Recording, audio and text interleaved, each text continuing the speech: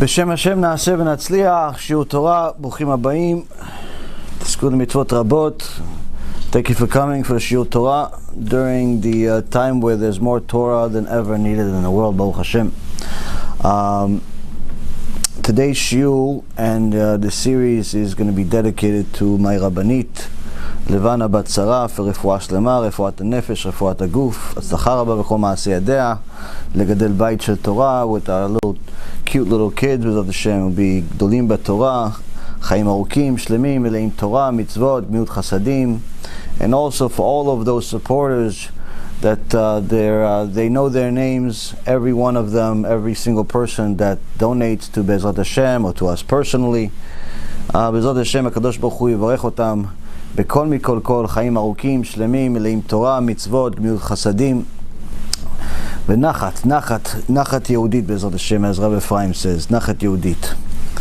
So also we'll have a shiur tonight will be for refuah shlema, for David Ben Esriya, Doris Bat Jora, which are also included in the, of course, in the original list of Tomchim, for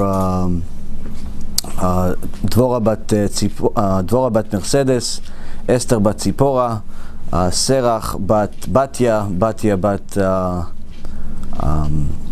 Sarah,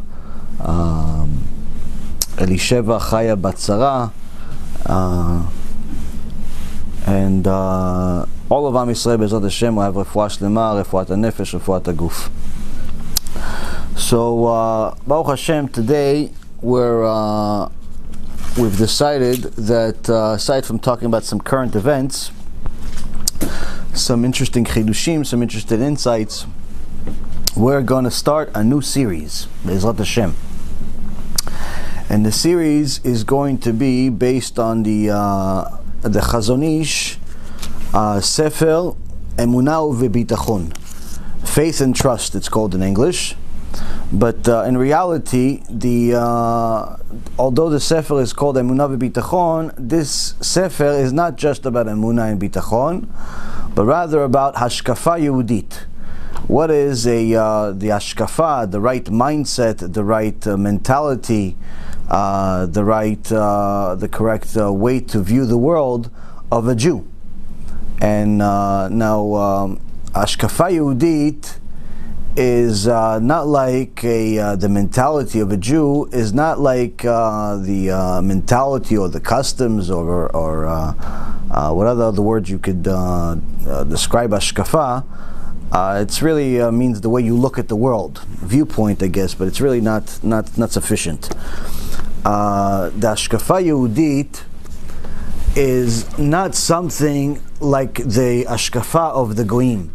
Like, for example, if you wanted to learn the HaShkafa of, let's say, the Americans, or you wanted to learn the HaShkafa of the Chinese, or you wanted to learn the HaShkafa of the, the Italians, you could just pick up a book from Barnes and Nobles, or go to the library if they still exist, and read a book. And you'll learn their mentality. You'll learn the history of the Americans, you'll learn the history of the Germans and the Italians and the Chinese and so on and so forth, and you'll understand their viewpoint and how they view the world, what their mentality is, whether it's the mentality of the Nazi Germans, before Germany you could pretty much see Mein Kampf. You see, that's the way they view the world. If you want to learn some of the mentality of the Christians that hated Jews, you open one of the books of open the door, friend, please. You want to learn the HaShkafa of let's say the Christians that hated the Jews, then you learn one of the books of Martin Luther. Not Martin Luther King. This is Martin Luther that lived a few hundred years ago, who burned people alive and was a atrocious anti-Semitic. Point being is that you want to learn certain people's HaShkafa in the world, their viewpoint in the world. You could just read a book and decide for yourself what you like, what you don't like, and so on.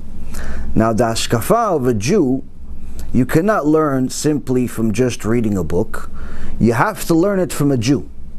But not any Jew, but rather a Jew that actually practiced it, that actually followed the HaShkafa, followed this law, followed these habits, followed these customs, followed all of these things in such a way that he can tell you the results that you get from it, the mindset that you get from it, the life that you live as a result of it, and give you an understanding of what the HaShkafa is, much more than what the simple text can explain. And it's extremely important that you learn it from a righteous Jew, simply because this is a person that actually did what he's saying. What is it like? There's a very famous philosopher, I'm sure you've all heard the name at least, Aristotle. And Aristotle was a brilliant person. The Rambam writes that his intellect, pure intellect, was so high that he was one level below Ruach HaKodesh. He was a genius person. But one time, his Talmidim, he would teach people about manners and the way you're supposed to be and act sophisticated and so on and so forth. One day his Talmidim would, walked in on him eating.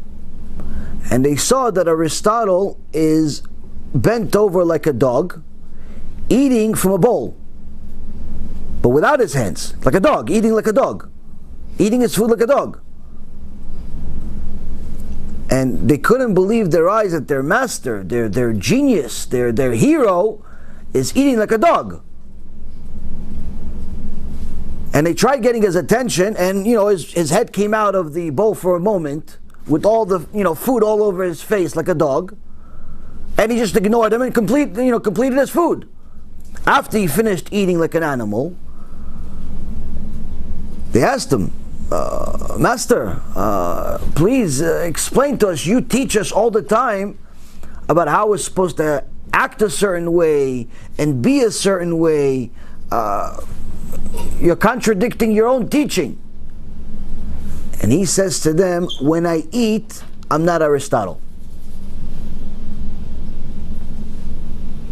Meaning that when I have to fulfill my physical desires, all of the teachings that I teach you go down to the garbage.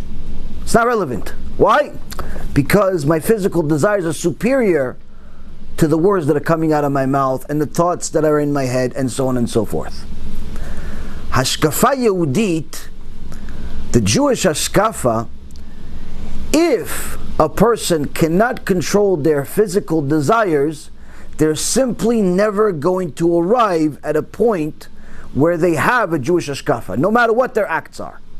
No matter how much you give tzedakah, no matter how good you pray, no matter how much you learn, if you cannot control your physical desires, you simply cannot have the Jewish mentality that's appropriate for a Jew.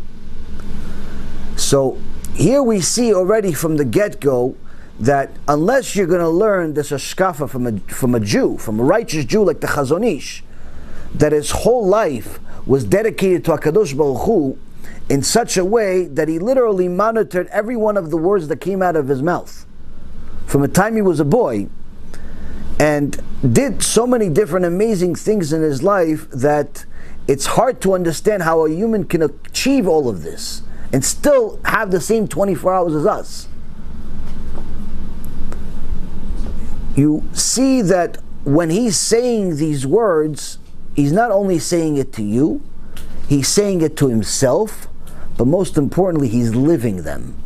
He's living these words. When he described Chachamim, he said, Chachamim, they look like you and me. They have a head, they have arms, they have legs, they walk, they eat, they drink, and so on. They look like regular people. But in reality, they're angels among men.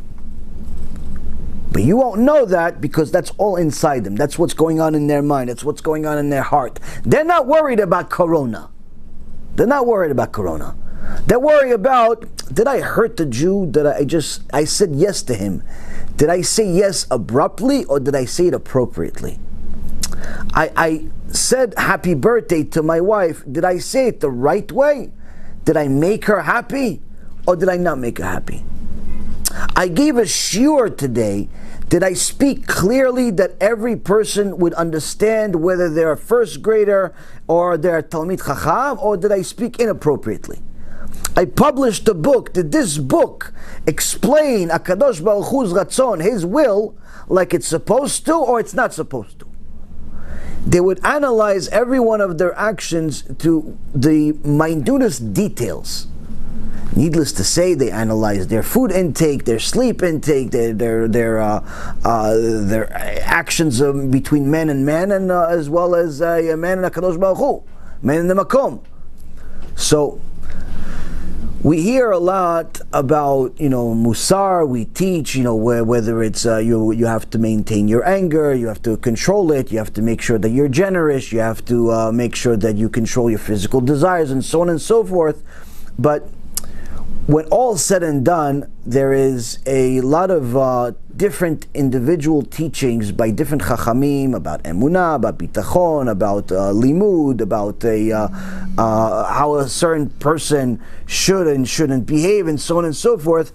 But here we have a sefer that's going to teach us from Aleph Ataf about what's the right mentality of a Jew. And one of the reasons why this is appropriate for us at this time is because we're seeing the world right now losing its mind. And unfortunately, people are losing their mind whether they're Jews or not. Thank you very much. People are losing their mind whether they're Jewish or not. People are doing things right now that are completely the opposite of what they're supposed to. One thing being is that they're panicking. They're panicking about this magefa, this coronavirus that we have, Hashem Yishmor v'Yatzil.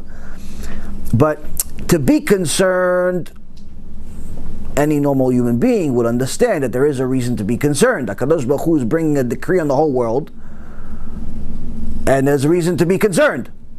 We've talked about this already for the last month and a half or so. To be concerned is normal. If you're not concerned, then you either have Ruach HaKodesh and extraordinary emunah, or you're simply living in La La Land, and we have to put you in a mental institution with the Corona people. Concern is fine. Panic is not fine. To go and buy every single toilet paper in a street, in a supermarket, as if you have some type of serious stomach problem, that's not the appropriate behavior. To start taking the law into your hands and start, being really just a horrible human being and being mean to certain people, whether they have contracted the virus or they may or may not, and treating them a certain way that's inappropriate, it's ridiculous. But needless to say, also, Rabotai Yekarim, also doing certain things that the Chachamim did not tell us to do is also inappropriate. And what do I mean by that?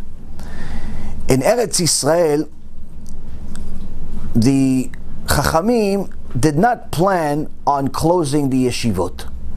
They did not plan on closing all of the synagogues. They didn't plan on doing it. Why? Because they understand that if HaKadosh Baruch Hu brought a decree, a hard decree on the world, there's a reason for it. When He brought the tzarat, the spiritual and physical disease that we have in the Torah, He brought it to an individual person because He wanted that person removed from everyone else, because that person caused harm to someone else by saying Lashon Hara. You said Lashon Hara about one person, and that caused other people to be distanced from that person. As a result, midah keneged midah, measure for measure, you get tzarat, and anyone that has tzarat has to get thrown out of the camp, to feel like that person that was said Lashon Hara on. So when HaKadosh Baruch Hu brought such a disease to someone, There's a reason for it. Everyone understood. How are you going to get back into the camp? Doing tshuva. Do tshuva.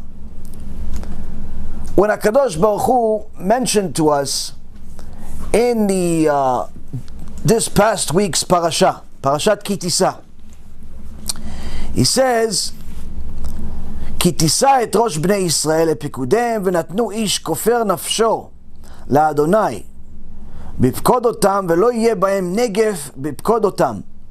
He says, when you take a census of the children of Israel according to their numbers, meaning when you count the people, how many people are in tribe of Levi, how many people are in the tribe of Shimon, and so on and so forth, every man shall give Hashem an atonement for his soul when counting them.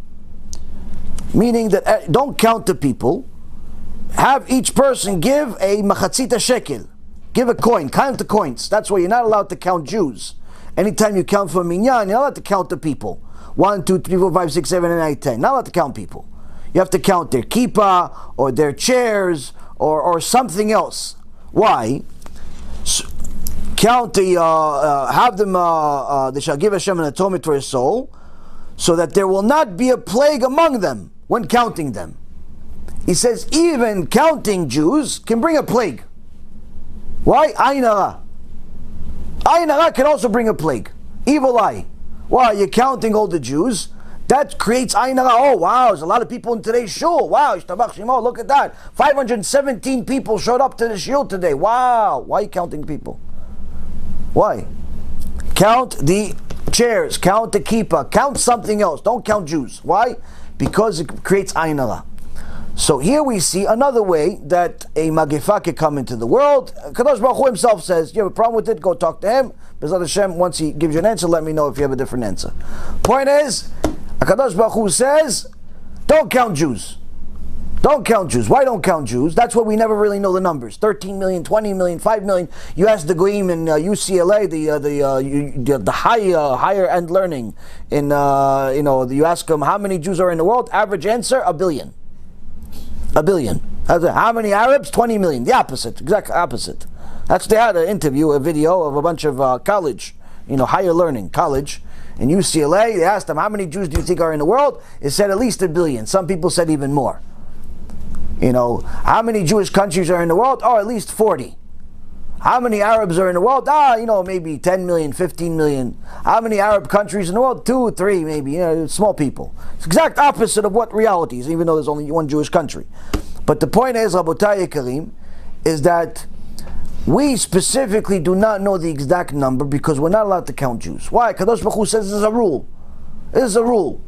Why he has this rule? Ask him. He has this rule.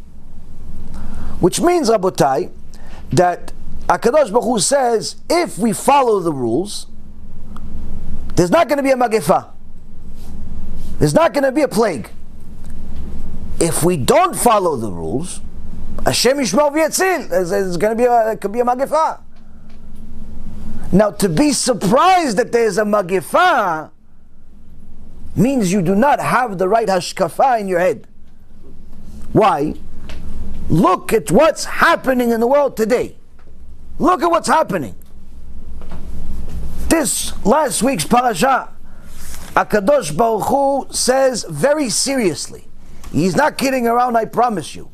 He says, ויאמר אדוני אל משה לאמור ואתה דבר אל בני ישראל לאמור אך את שבתותי תשמעו כי אות אי ביני וביניכם לדורותיכם לדעת כי אני אדוני מקדישכם ושמרתם את השבת כי קודש היא לכם מחלליה מות יומת כי כל העושה במלאכה ונכרתה הנפש ההיא מקרב עמיה. HaKadosh Baruch Hu says in last week's parasha, chapter 31, verse 12, Hashem says to Moshe, now you speak to the children of Israel, saying, however, you must observe the Shabbats.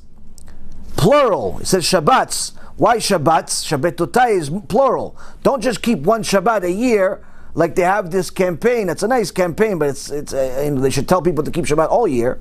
One Shabbat a year. No, keep one Shabbat, think you're a good Jew. Or some tzaddikim in the world say, oh, listen, if you keep 1 minute of Shabbat, it'll be good. Yeah, it's good that, you're going to go to Gehinnom for 1 minute less. You cannot tell people that keeping one Shabbat or 1 minute of Shabbat or half a Shabbat or sometimes Shabbat is really the truth. You have to tell people what HaKadosh Baruch Hu says. You have to keep my Shabbats, meaning every Shabbat. No exceptions. You have to keep my Shabbat, for it is a sign, a covenant between me and you, for your generations to know that I am Hashem, who makes you holy. You shall observe the Shabbat, for it is holy to you. Its desecrators shall be put to death. It's really death upon death. Mot yumat means death upon death. Death in this world and also no Olam HaBa. That's where the Chachamim, the Rambam, in Ilchot Shabbat, chapter 30, Halacha number 15, and the Shulchan Aruch, and many other Chachamim say this is din karet. For anyone who says, wait, how come, where does it say that Chilul Shabbat is karet? This is one of the places, but if that's not enough for you, he says, whoever does work on it, that soul shall be cut off from among its people. V'nichreta nefesh ha'im mikerav hamea. Nichreta is from the word karet. What does it mean? If he already died twice, he died in this world and he has no, what's the cut off part? You already died, no this world, no next world. What's the karet part? The karet part, Rabotai Yekarim, means that a person who does not keep Shabbat is not considered a Jew. He's considered in the eyes of HaKadosh Baruch Hu as 100% an idol worshipper. Hashem Yishmor V'Yatzil. That's what the Rambam writes in Ilchot Shabbat, chapter 30, last halacha. That's what the Shulchan Aruch says in 7 places. That's what the Zohar Kadosh says. That's what the Gemara in Masechet Shabbat, Masechet Sanhedrin, and many other places say. Rabotai Yekarim, we have a rule in the Torah where HaKadosh Baruch Hu says you have to keep Shabbat. That's the rule, that's the covenant. If you don't keep Shabbat, not only are you losing your this world, where a person can die before the age of 60, a person can have a Hashem Yishmor, his children die, that's din karet in this world. But also you could lose, there's no heaven. Even if you somehow magically kept all of the other mitzvot and you gave $1 million a day in tzedakah. You don't keep Shabbat, no Olam HaBa.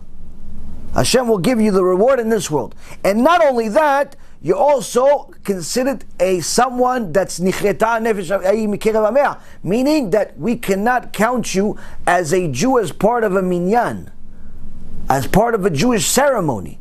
Yeah, but I was only with my friends. Okay, you'll be with your friends in a hot place too.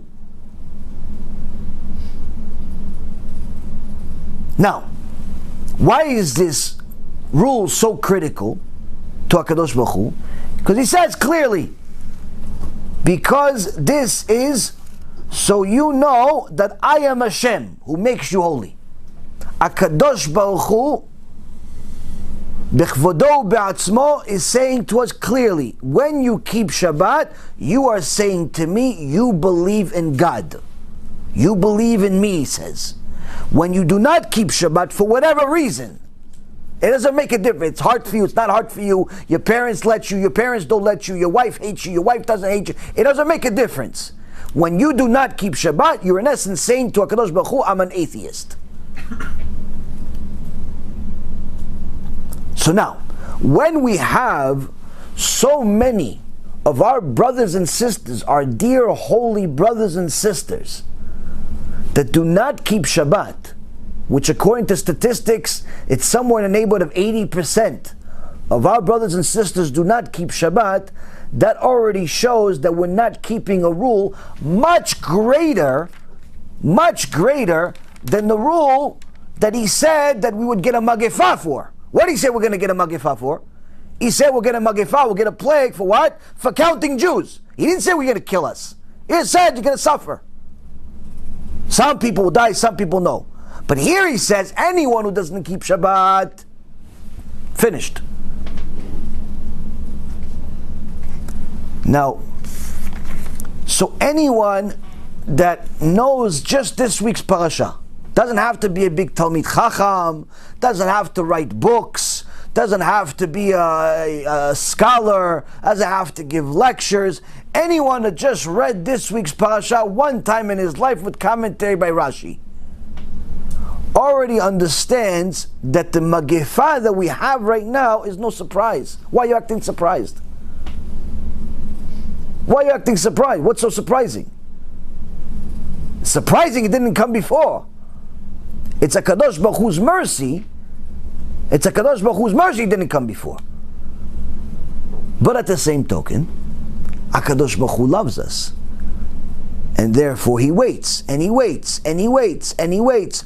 But every so often he has to wake us up to show us we're running out of time. We're simply living in this world with the wrong mentality, thinking that this world is a world to make money and buy toilet paper. This world is a world that we could just go another house, and another apartment, and another vacation, and another stock portfolio, and another real estate account, and another. So what does HaKadosh Baruch Hu do? HaKadosh Baruch Hu brings something that scares everyone. So much so, he literally shows us his glory with the smallest of his creations. You know, when Titus, a Rasha, Yimach Shimo v'Zichro, came and desecrated the Bet HaMikdash, he did all types of horrible things in the Bet HaMikdash just to desecrate it even more. Went into the Kodesh Kodashim with a Zonah, did his business inside the Kodesh Kodashim, Hashem Yishmor v'Yatzil. Now he thought he's a hero. Why? Nothing was happening. God wasn't hitting him. God didn't kill him on the spot. So he figured he's strong, he's beating God. Why? Because in his mind, God was limited. And he said, yeah, God brought the flood at the day of Noach. God, drowned the Egyptians in the ocean. So God only has a power only in the ocean. So when he went back home, HaKadosh Baruch Hu made a huge tsunami, all types of winds and so on, that was literally almost sinking his ship. So this Rasha Merusha screams out to HaKadosh Baruch Hu, says, you have no power, do you? You only have power in the ocean. Fight me on land. Let's see what you can do. Why? Because he thinks he won the battle to Bet HaMikdash. He doesn't realize that it was Hashem that destroyed the Bet HaMikdash, not him. He doesn't understand that HaKadosh Baruch Hu is the one that destroyed his own home in order not to destroy his children. A bat kol came from Shamayim. A bat kol came from Shamayim for this Rasha Merusha. A bat kol, a heavenly voice came from heaven. Said, Rasha ben Rasha. You Rasha, son of a Rasha. Even his father was a Rasha. You think I can't beat you only in the ocean? I'm going to make you fight with my smallest of creations. Let's see how you deal with it. And I'll do it on land. As soon as Titus landed, the Sufa stopped, the ocean calmed down, and they went back home. Went back home. The second they got the boat landed, a little mosquito, little tiny mosquito, which at that time was the smallest creation we knew about. And HaKadosh Baruch Hu specifically used the mosquito because it was the only one we knew about. Like the whole world knew about mosquitoes because they could see them. We didn't know at that time, aside from Chazal, that speak about it in Gemara in many places, Bava Metzia and other places, how there's chaydakim, there's germs. The Goyim did not know about germs in those days. They knew about mosquitoes, could see mosquitoes. So he said, I'm going to bring you my smallest creation that you know about. So you don't think it's something else. And let's see you fight it. As soon as the boat landed, a mosquito went up his nose. And went up his nose. Had a little vacation in there. Arrived eventually, landed inside his brain. And just started munching. Lunch, dinner, breakfast. Lunch, dinner, breakfast. Lunch, dinner, breakfast. Oh, wow. It had a ball. For years. For years, it's sucking the blood out of his brain, eating his brain. Eventually, they opened him up. They opened up his head, and they saw that the mosquito became the size of a dove.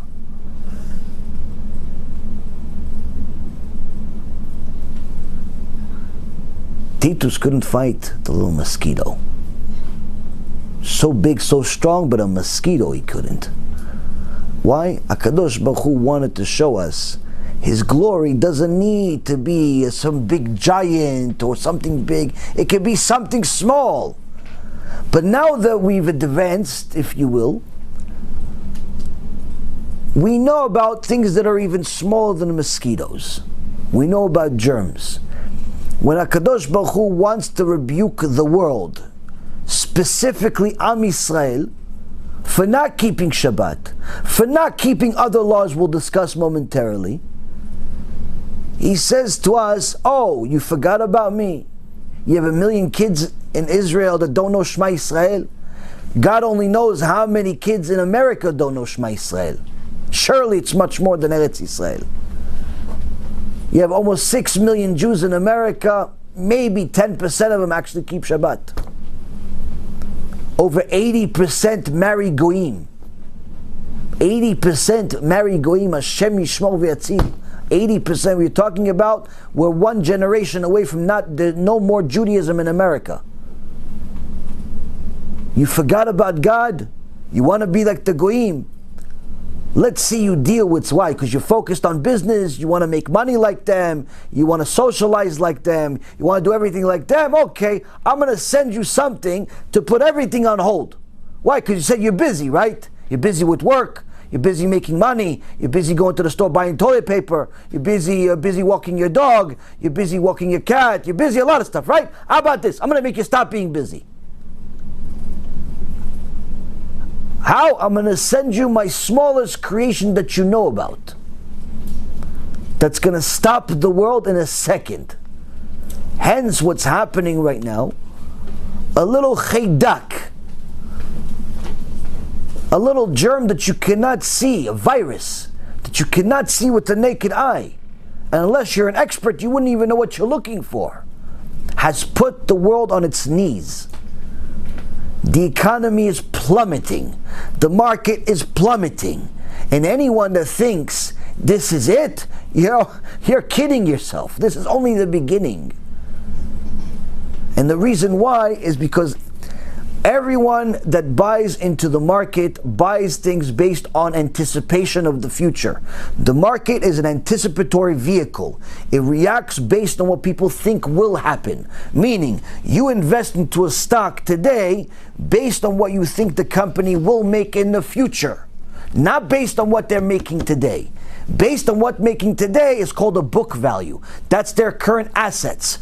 There's virtually no stocks that are valued at book value.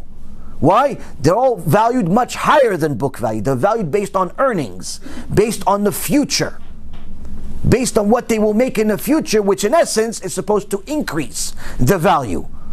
But now that business is shut down, now that the way here, instead of taking 40 minutes, took me 20 because there's no cars on the road, now that your average store is either shut down or empty and should be shut down because everyone's scared or ran out of toilet paper, I'm not really sure.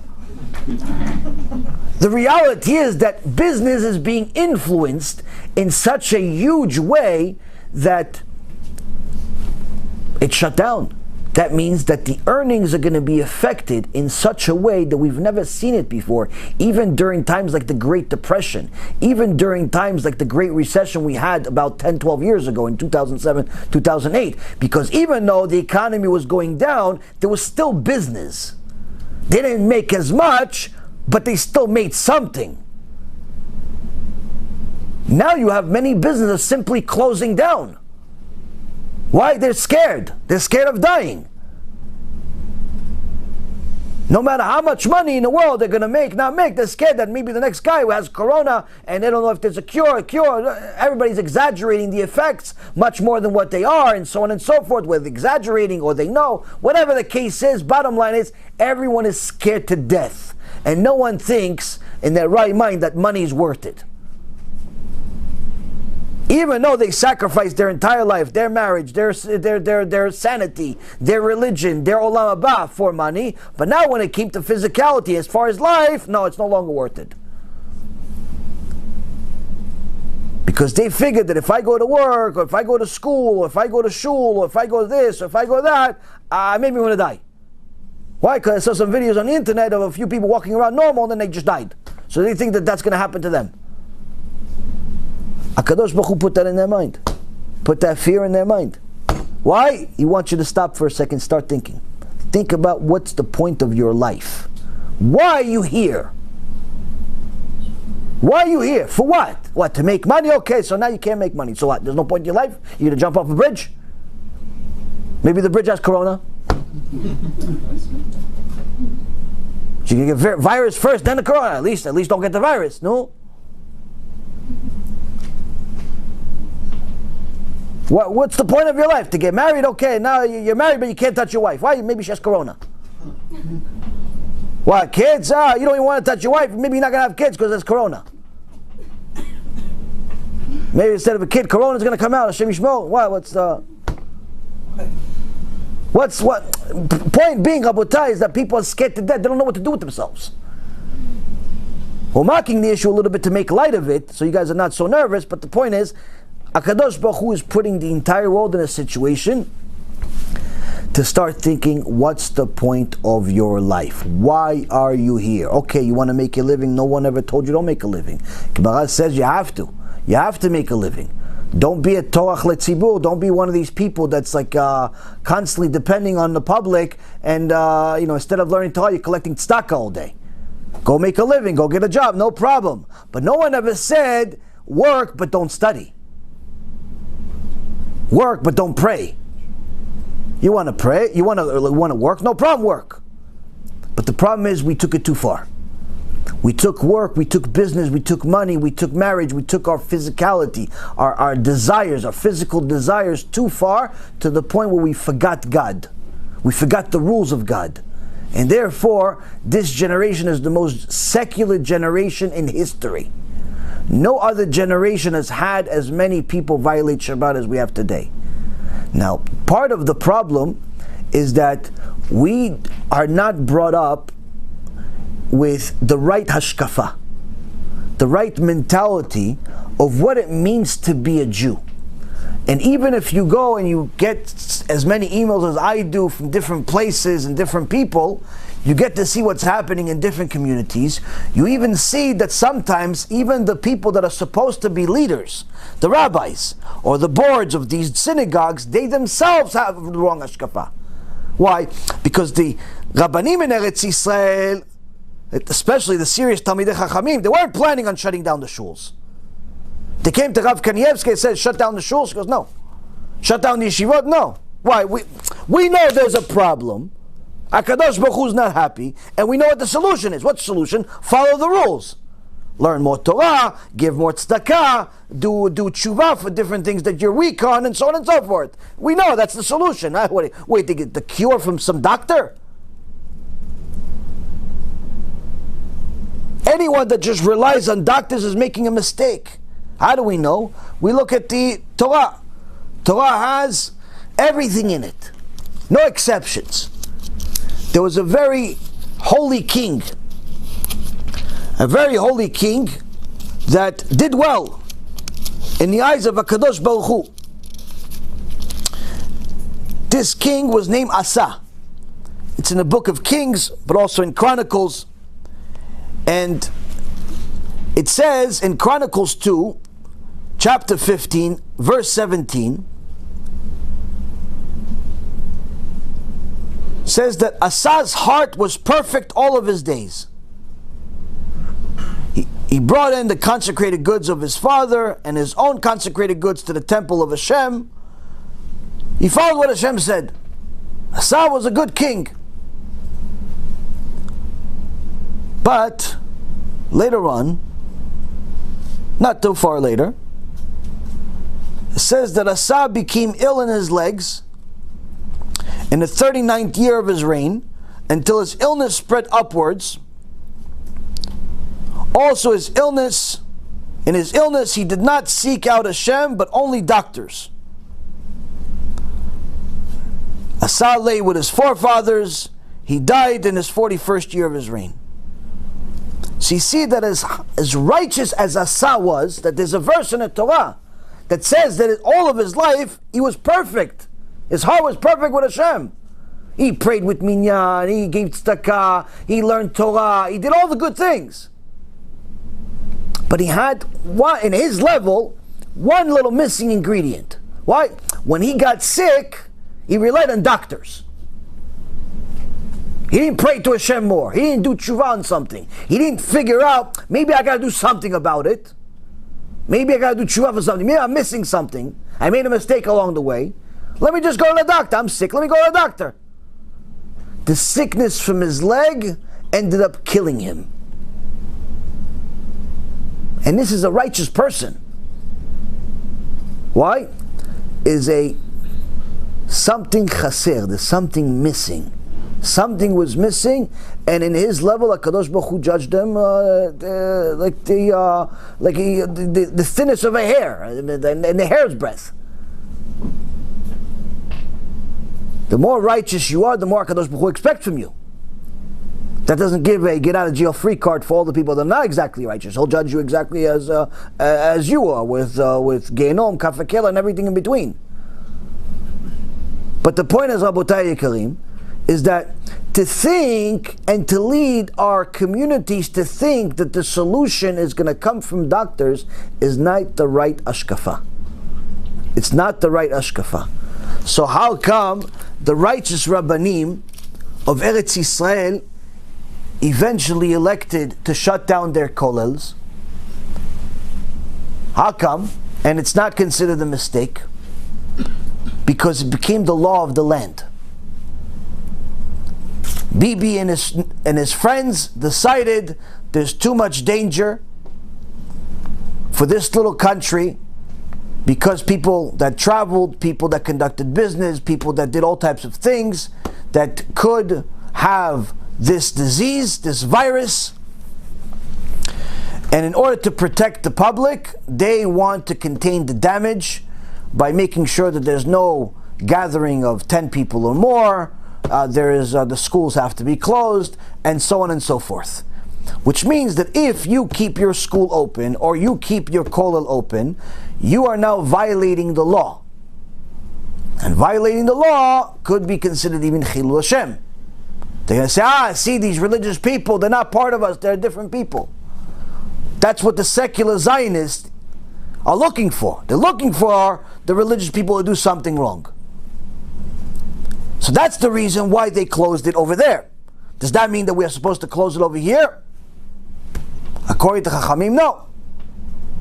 Chachamim, I know. No. Why? It didn't become the rule of the land. Trump didn't say close down all your synagogues. Trump didn't say close down all your schools. He didn't say all this stuff. We're taking a step further. And that is not exactly ideal. But again, it doesn't necessarily mean it's wrong either. Every keilah has to listen to their Rav, as long as the Rav is acting based on Da'at Torah and not Da'at Trump and not Da'at Facebook and not Da'at the next big thing on the internet is going to tell you, COVID-19 is tu. If you're acting on Da'at Torah, no problem. You're fulfilling the Torah. It's a mitzvah what you're doing. If Torah tells you that in your community you have added danger, you have this, you have that, you have to shut the shul down, no problem. But if you're acting based on the news, what are you doing? You're killing the cure. The cure is more Torah in the world, not less Torah in the world. So this means that, does that mean that we could still act normal, hug each other, and the Sephardi's, we kiss each other when we see each other, Ashkenazim not so much, but it's a known thing, it's not an insult, it's a reality. They just don't do the same thing. They show their affection in different ways. Point is that, do we act normal? No. You obviously have to be cautious. You obviously have to be more conscious of the people around you. If you're not feeling well, stay away, stay at home. If you're healthy, then make sure you stay healthy. Don't just roam around, do nothing all day. Don't do things that put other people or yourself in danger. But to simply just put the whole Torah on hold without any type of continuity plan, that's not Da'at Torah. When I was in the business world, it was an industry rule to have a business continuity plan. What's a business continuity plan? A business continuity plan is when all fails, what's going to happen to the business and its customers. If, let's say, the trading systems fail, what do you have planned for the customers? If the main executives die, or something happens to them in another way, what's going to happen to the business? If there's no electricity, what's going to happen to the business? If all types of things happen, there has to be a business continuity plan. I got an email from Google to let me know, as a Gmail subscriber, like I'm so important in the world, about their business continuity plan. They wanted to make sure that I know everything is okay. We have a plan. It's a business continuity plan that now there are certain employees of ours are not going to work from our place. Some employees are going to work from it, but there's going to be specific people in, specific people out, and so on and so forth. They told little old me about their business continuity plan. I'm sure you probably got the email, so I'm not so special. You probably got the email too if you have a Gmail account that you pay for. But the point is, Rabotai, is every organization that's worth its weight in salt has a business continuity plan. Our synagogues, our yeshivot, our Torah must have a business continuity plan. To just send a massive email to your kehillah saying, we spoke to some people that know a little bit more than we do and decided to shut down the shul until further notice. That's not a business continuity plan. That's the leaders panicking and making their people panic even worse. Why? Now if I'm a member of this shul, and now I heard that the shul is closed because they spoke to some people, and there's no shul, that means that's it, finished. That's it. Whoa, the situation's much worse than I thought. More toilet paper, honey. Why? Even the shuls are closing, meaning God doesn't even want our prayers anymore. We're doomed.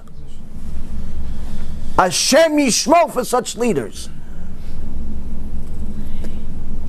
Before you ever thought about shutting down your shul, you should have thought about, what are we going to do for prayers? What are we going to do, most importantly, for learning? How am I, as a rabbi, going to continue teaching my keilah, my dear community? How am I going to reach them and continue teaching them Torah every day? If you're not teaching them Torah every day, keep your shul closed anyway. With or without Corona, there's no point for your shul. But if you have limud in this shul, it's a real shul that has limud in it, let the people know, by the way, okay, we're not going to have the shiur at the shul anymore, but every day I'm going to send you guys a short video. We're going to put it on YouTube. We're going to put it on somewhere else. We're going to let you know the weekly parasha, the daf yomi, the this, the that. I'm going to let you guys know we're going to continue learning. The Torah doesn't stop. The Torah doesn't stop. Why? You guys need to learn. Why? That's the cure. That's the cure. The cure is the Torah. It's not the doctors. Okay, we can't pray together. Fine. Is there a second plan? Is there a different plan? Is there any plan? Oh, we're just going to shut down the shul and I'll talk to you guys later. What about the keilah that, they're humans? Some keilah are actually human beings. And human beings, I found out the hard way, when I was born, that people have problems. So who do people go to? Jewish people. Who do they go to when they have problems? The rabbi.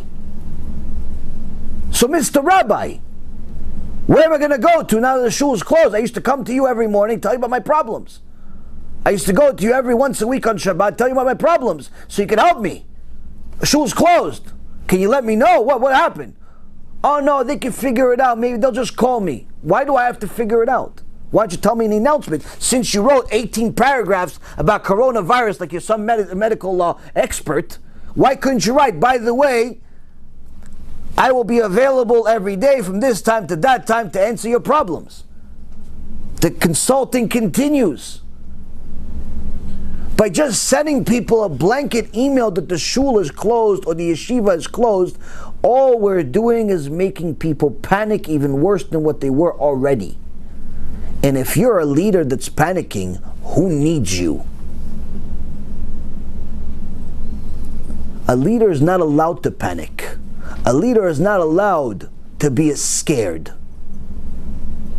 A leader is not allowed to be like everybody else. Why? You're the leader. You're supposed to be the one that they cry on. You're supposed to be the one that they plead to and say, baby, please, HaKadosh Baruch Hu sent you to my life, please help me out. What should I do? I'm having shlom bayit problems, I'm having money problems, I'm having corona problems, I'm having this problems, I have too much toilet paper, I have something, Olam. What do I do with all this toilet paper?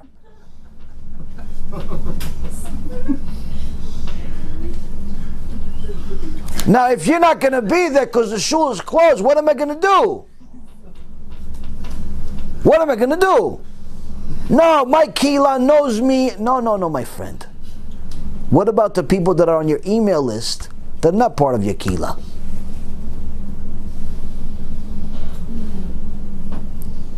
What about the new members? What about the ones that don't know you so well? And so on and so forth. If you are a leader of a kila, or you're supposed to be one, you have to act like a leader. Makom she'en ish tishtadel liyot ish. There's nobody else that's leading, you lead. This is not a time to panic and act like the goyim that have no God. Yeah, corona is real. Yeah, it's a problem. 100,000,000%. But we have a Kadosh Baruch Hu. We have a Kadosh Baruch Hu. HaKadosh Baruch Hu already told us about Corona 1,000,000 times. I told you Prophet Yechezkel last week, 3,000 years ago almost, told us about Corona. The Gemara talks about Corona. The Rashi talks about Corona. Chachamim talked about Corona. Some called it Corona, some called it different names. One of the most important things in having a Jewish HaShkafa is to understand how to deal with problems. You are not allowed to panic, because that means you have zero faith in HaKadosh Baruch Hu. When you panic, that means that you think that the control of the world is in your hands, and when you don't know what to do, therefore you're panicking. The root of the problem is in the original belief that you think the world is in your hands. Like you actually thought you are the one making the money. You are the one bringing the kids to the world. You are the one that's going to decide, whether you're going to find a zivug or not. You are the one to decide whether you're going to be a big Talmid Chacham or you're going to be a not. No, my friends. HaKadosh Baruch Hu is the one that decides everything. Only thing you decide is whether you're going to serve him or not. That's the only thing that's in your hands. When we have such mentalities where we think that we're in control, it develops a bigger virus, a much more dangerous virus than Corona. A virus that kills the neshama. Not a virus that kills the body. A virus that kills the neshama. And it's called heresy.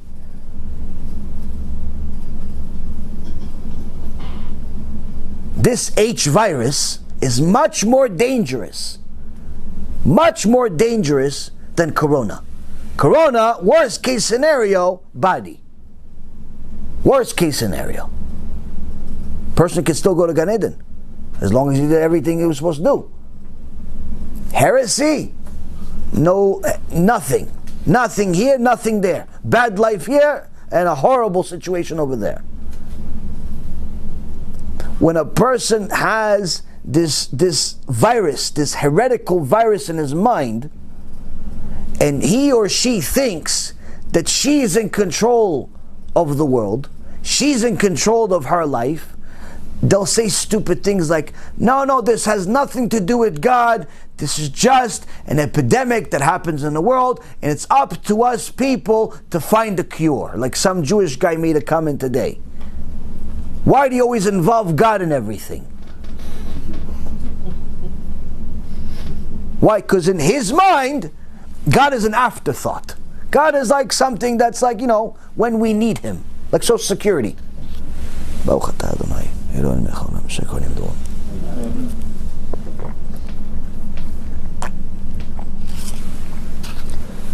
So,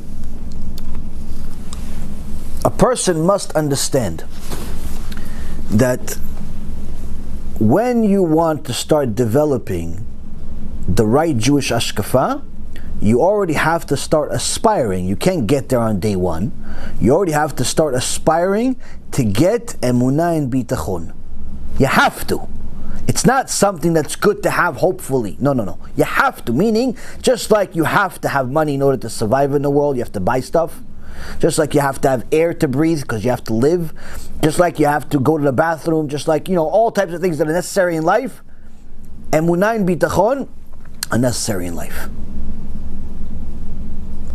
The foundation of the right HaShkafa is to know that you need a Kadosh Baruch Hu. And everything is connected to him. Everything. There's no such thing as a person getting pricked by a needle in his finger, the Gemara says, without a Kadosh Baruch Hu signing off on it. Meaning, the smallest pain that a person can have is if, let's say, he's sewing something or she's sewing something, and once in a while it happens that you stab yourself with a little pin. And it pinches a little bit, but it goes away after a second or two. That little pinch that hit the finger, you have to have a clear visual of what happened before it happened. Before that pinch happened, before you took the needle and accidentally stabbed yourself in it. Nobody else did to you. You stabbed yourself with the needle. You have to have this visual in your mind. Before all of it happened, a Bet Din in Shamayim gathered. A Bet Din in Shamayim. Tzadikim gathered. Bet Din. Said, Yaron, let's see his cheshbon, let's see his accounting. What did he do, what he didn't do? What did he do good, what he did bad? What does he deserve, what he doesn't deserve? They decide, yeah, you know what? Yeah, he did a sin 7 years ago. Yeah, it was accidental sin, but still nonetheless it's a sin. Okay, he deserves a little punishment. Okay, he can either get 6 months in Gehenom or he can get pricked by a needle. Because he happens to be sewing a sweater because he has nothing to do. Okay, let's, what do you guys think? Moshe, Aaron, David, Shlomo, what do you guys say? He's doing KIRUV. Get pricked with the needle. Sold. That second, you prick yourself with a needle. That's what happens. 100%. Maybe the names are different. That's 100% what happens. It's not an accident. There's no such thing as an accident. You pricked yourself with a needle in your finger, an example of a minute pain, after a Bet Din in Shamayim decided that you need that pain. Not just deserve it, you need it. Needless to say, something much bigger, like my countless surgeries and all of the other fun things that I have to go through in life. Yishtabach Shemo. That's why the Gemara in Masechet Brachot says, at the end of the Gemara, a person must thank HaKadosh Baruch Hu for the good and the bad the same way. When you made money or you lost money, you have to say, thank you HaKadosh Baruch Hu. Thank you HaKadosh Baruch Hu. Why? I know both of them I need. To make money, Baruch Hashem, I know I need the money. I need to pay the bills.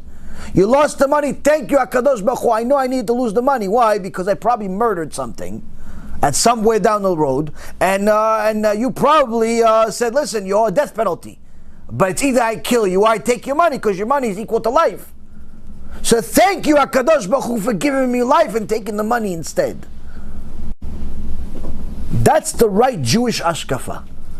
To know that there's no such thing as you suffering from a minute or a great pain without HaKadosh Baruch Hu seeing that you need it. and it's for your benefit. When a person has gotten to that level of HaShkafa, all of a sudden, the pain is lesser. I didn't say it doesn't hurt, but it's less. Why? Because now suddenly, my pain is worth something. Okay, it still hurts my finger, but if I know that this pain in my finger is a replacement of a few months in Gehenom, or even a minute in Gehenom, surely I take the pain in my finger. If I know that losing this money is replacing a few decades or centuries in Gehenom, surely I'd say, Hashem, take more, take all of it. Just don't put me in Gehenom. So although it still hurts to lose money, and it hurts to lose all types of things and pain and agony, it hurts. When I understand clearly that my Jewish mind is supposed to know very, very well that this pain is worth something.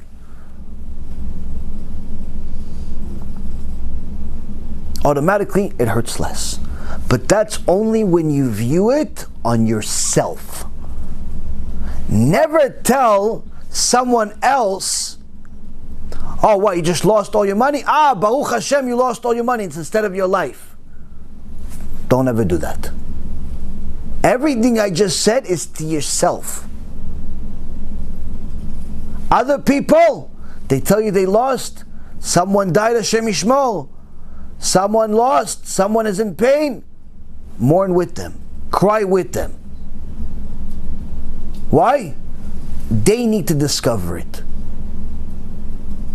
Unless you're their teacher. And you know that this student needs that particular answer because he's fit or she's fit to know that answer. She's receptive at this point. She's not somebody just died. Right now, you tell, oh yeah, Baruch Hashem, he died because you know it's good for him, he died. Why? You have to be very careful with Jewish neshamot. Never to hurt them.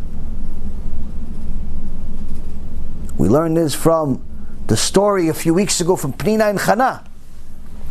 Pnina wanted good for Chana. She wanted her to have kids, but she thought that maybe Chana is not praying enough. So she started messing with her, saying, listen, look, I have all these kids, what about you? Look, I bought a new outfit for my kids, what about you? And she knows she doesn't have any kids. Every time she made Chana cry more. So when eventually HaKadosh Baruch Hu opened Sharei Shamayim, the gates of heaven, and started giving Chana children, for every kid he gave her, he punished Pnina with killing 2 of her kids. Why? You have to be very careful with Jewish neshamot. Needless to say, with other neshamot also. No misunderstanding, say you're allowed to hurt the goyim. Not allowed to hurt anybody. So, the anaga of a Jew is to constantly rebuke himself, constantly search and do an accounting of himself or herself, judge himself critically and others favorably. But at the same token, if he's doing something about his tshuva, she's doing something about our tshuva, never judge yourself so critically to the point where you lose all hope and faith and you pretty much become depressed. This also answers the very complicated issue where there are certain people that they hear some of the shulim, they don't understand the whole point, and they just take pieces of it, and they pretty much just decide that whoever is not a tzaddik is a rasha. And they start judging everyone in the world unfavorably. They hate everyone. Oh, he's Mechal Shabbat. Yeah, he's the worst person on earth. He used to be Mechal Shabbat also. Ah, he's going out with Goya. Yeah, he's the worst. He's Hitler. Oh, he's not giving tzedakah. Yeah, this guy should die. What? Start judging people so harshly, you start hating everybody.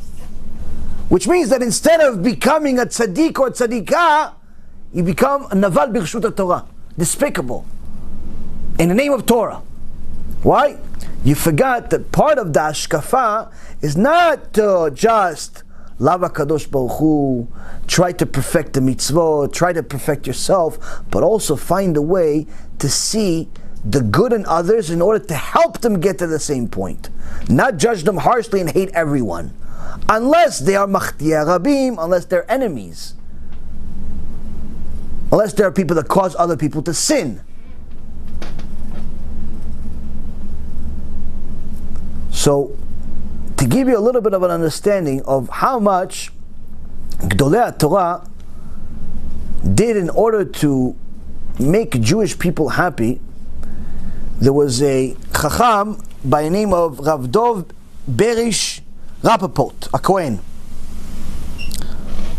Rav Dov Rappaport, a Kohen, was a Gaon, lived about a little over 100 years ago, died in 1906, and at the age of 9, he wrote a few chidushim, and one of the Chachamim said, so you got that from my book?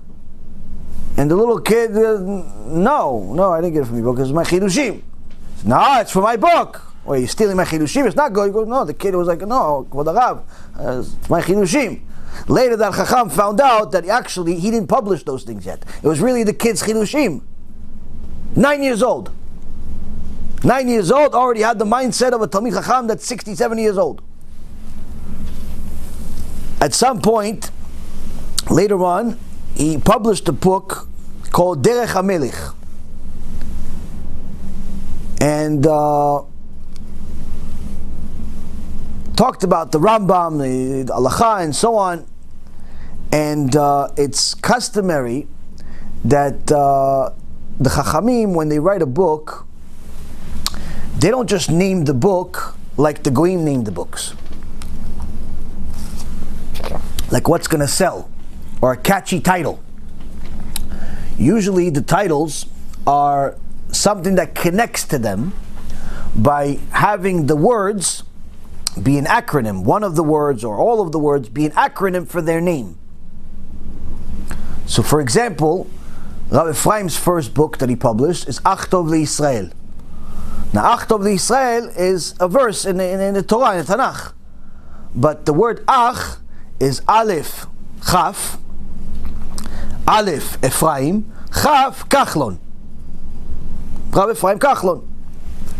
So the Chazon Ish, for example, Chazon Ish, it's not his name. His name is Arav Avraham Yeshayahu Karelitz. Now, the Chazon Ish was the name of the book, and later on he was called by the name of the book. Most Chachamim, they're called by name of their book. And like the Chafetz Chaim, that's not really his name. Chazon Ish is not really his name. Yabia Omer is not really his name. It's Rav Ovadia, and so on. Point is, many Chachamim are called by the name of their book, one of their books.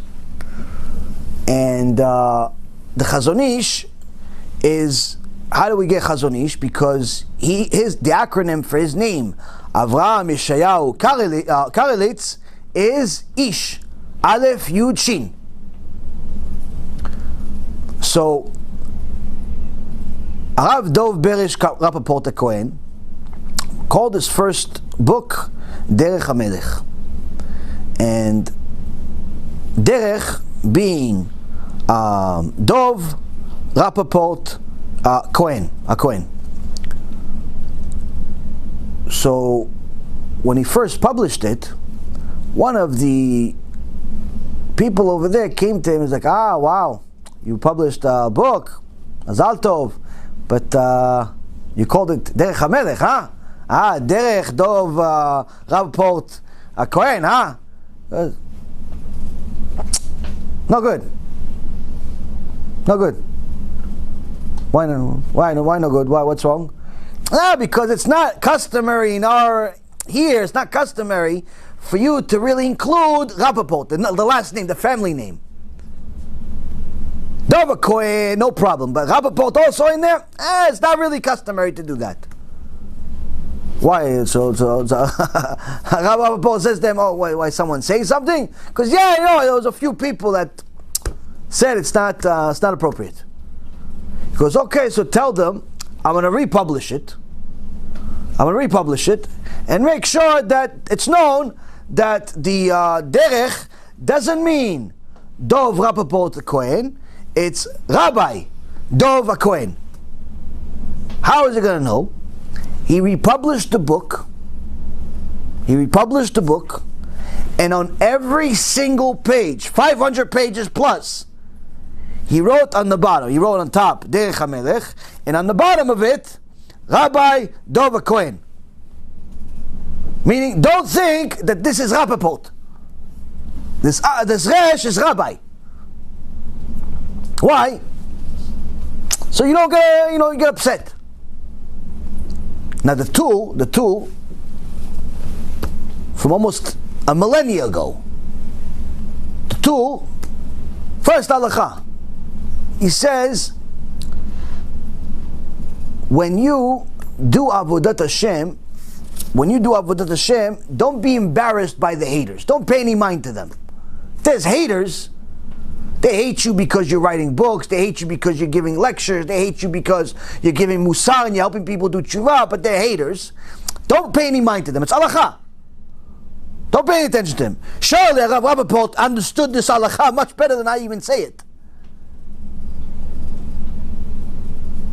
You know that. What do you care about this guy, this one guy, or two guys, or three guys, or let it be 1,000?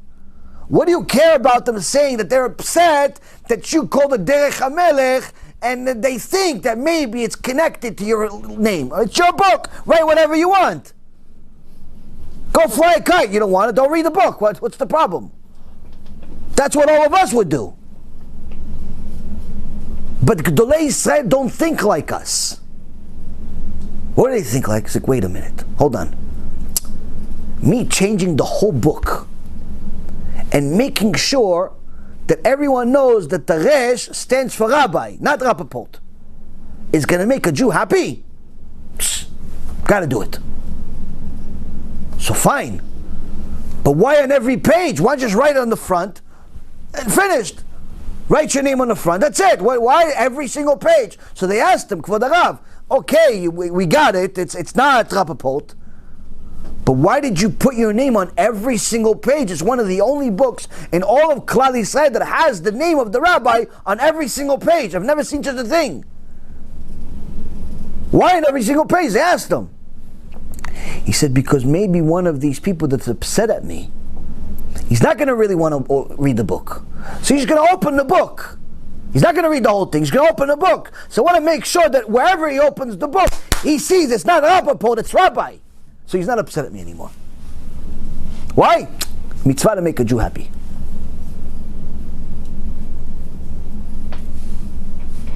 That's how much they worried about Klal Yisrael. Rav Chaim says, one time somebody came to Rav Steinemann, alav shalom, with a problem. Said, Kvod Harav, we have a place of tzedakah for many years, and somebody opened another place for tzedakah, another charity, down the street from us, with the same exact name. We want the Rav to write a letter, tell these people to shut down. So Rav Steinemann was Ish Kodesh. Mamash, fire is an understatement of the emet that came out of him. Everything was Genom. Everything's, oh no, Genom. Everything was so scared of it, everything was connected to it. Mamash, serious Yirat Shamayim. Ish Emet, there's a video of him online, a few Hasidim coming to him, telling him about this, they want to throw out a kid out of yeshiva. Why? He's not exactly a good fit. And they're trying to finagle the words in order to get the Gdolador of Steinemann to say it's okay to throw this kid out. So saying to him, the kid, he's not exactly the best kid. Okay, keep him in school. No, but he also doesn't come from the greatest family. Oh, so it's Gava then. You guys are Gaftanim. You guys are arrogant. No, Rabbi, no. It's just the mother is such and such. He goes, okay, so you guys are really arrogant. No, but the kid, he's not the best in school. He goes, oh, so you're arrogant then. And he just keeps calling them arrogant to their face, and they're so embarrassed. Gdol Hador is calling them arrogant because that's the real reason they want to kick this kid out. That's the only reason they want to kick him out. Now, if he was a multimillionaire, they wouldn't care if he's a donkey. But they want to kick him out, and they're not going to get the approval. Why? Emet. So someone came to Rav Steinemann and says to him, Kvod Rav, is an aguda that opened down the street from us. We're already here for many years. We have a name. They open with the same name. So Rav Steinemann, with his emet, says to them, it bothers you that they have the same name? They say, yeah, Kvod Rav, we've had it for many years. It's okay, so change your name. No, Rabbi, we had it first. He goes, first, second, doesn't make a difference. Change your name. It bothers you. Obviously, it doesn't bother them. It bothers you they have the same name. Change your name. So his Gabai always tried to push a little further. He goes, yeah, but Rabbi, what if somebody came out and said, called themselves, the Moroccan guy, or Muzaglo, famous Moroccan name, and starts calling himself Steinemann all of a sudden? Rabbi Steinemann. All of a sudden they see Rabbi Steinemann's face smile. He smiled like a light. Huh? My family name would make another Jew happy? Bechavod, please use it. And if he wants to be even happy, if he wants me to call myself Muzaglo, I'll change my name also. That's a person that understood how important it is to love Am Yisrael. That's HaShkafa Yehudit. That's HaShkafa Yehudit. HaShkafa Yehudit, you have to know when and how and who and what. Now, when it comes to the Chazon Ish, the Chazon Ish wasn't confused. Since he was a boy, the Chazon Ish was as honest as can be. His mother told the story of when he was a little boy. He told her, little boy, he told her, Ima, I don't like to learn Torah. Now his father was a big rabbi, was the rabbi of the city. His father's name was Arav Shmiriyahu Yosef Karelitz. The Chazon Ish was born in 1878, left this world in 1953, was born in Kosovo, learned by a few different yeshivot. One of them was in Rav Chaim Ozer Godinsky in Vilna. He never actually got a smicha.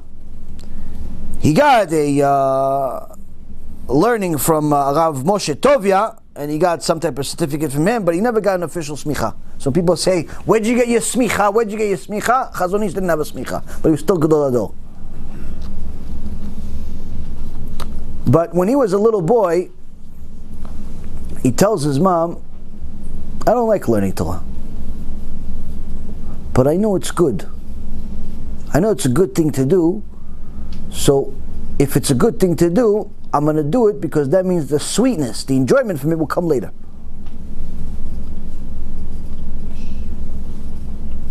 This answers the question for all Baalei Tshuva, or all people that are simply struggling with their learning. Why? They say, I don't like learning. It's tough for me. Good. Chazon Ish said it's also tough for him. He didn't like it. Not only it's tough for him, he didn't like it. Sometimes it's tough for you, but you like it. He didn't even like it. But he said, but it's a good thing to do. Why it's a good thing to do? Kadosh Baruch Hu said to do it. If a Kadosh Baruch Hu said to do it, it has to be a good thing to do. Yeah, what about liking it? Liking it, not liking it, do it. Why? If it's a good thing to do, because Kadosh Baruch Hu said it's a good thing to do, I'm going to do it. And that means that the reward's going to come later. That's what your HaShkafa is supposed to be. Like it or don't like it, you got to do it. Why? It's a good thing to do. Because of that mentality, this little boy in his bar mitzvah, Avraham Yeshayahu, and his bar mitzvah, his father was giant, Rav of the city, one of the Gedolei Ador. Is a minhag for the bar mitzvah boy to give a shiur on his bar mitzvah. Not like today where the bar mitzvah boy comes out with a Harley Davidson. Today, in those days, the bar mitzvah boy would give a serious shiur. Not just read the parasha, but not understand a single word of what he's saying. He learned how to read it, but he doesn't know what he said. So, his father asked him, you know what you're going to say tomorrow?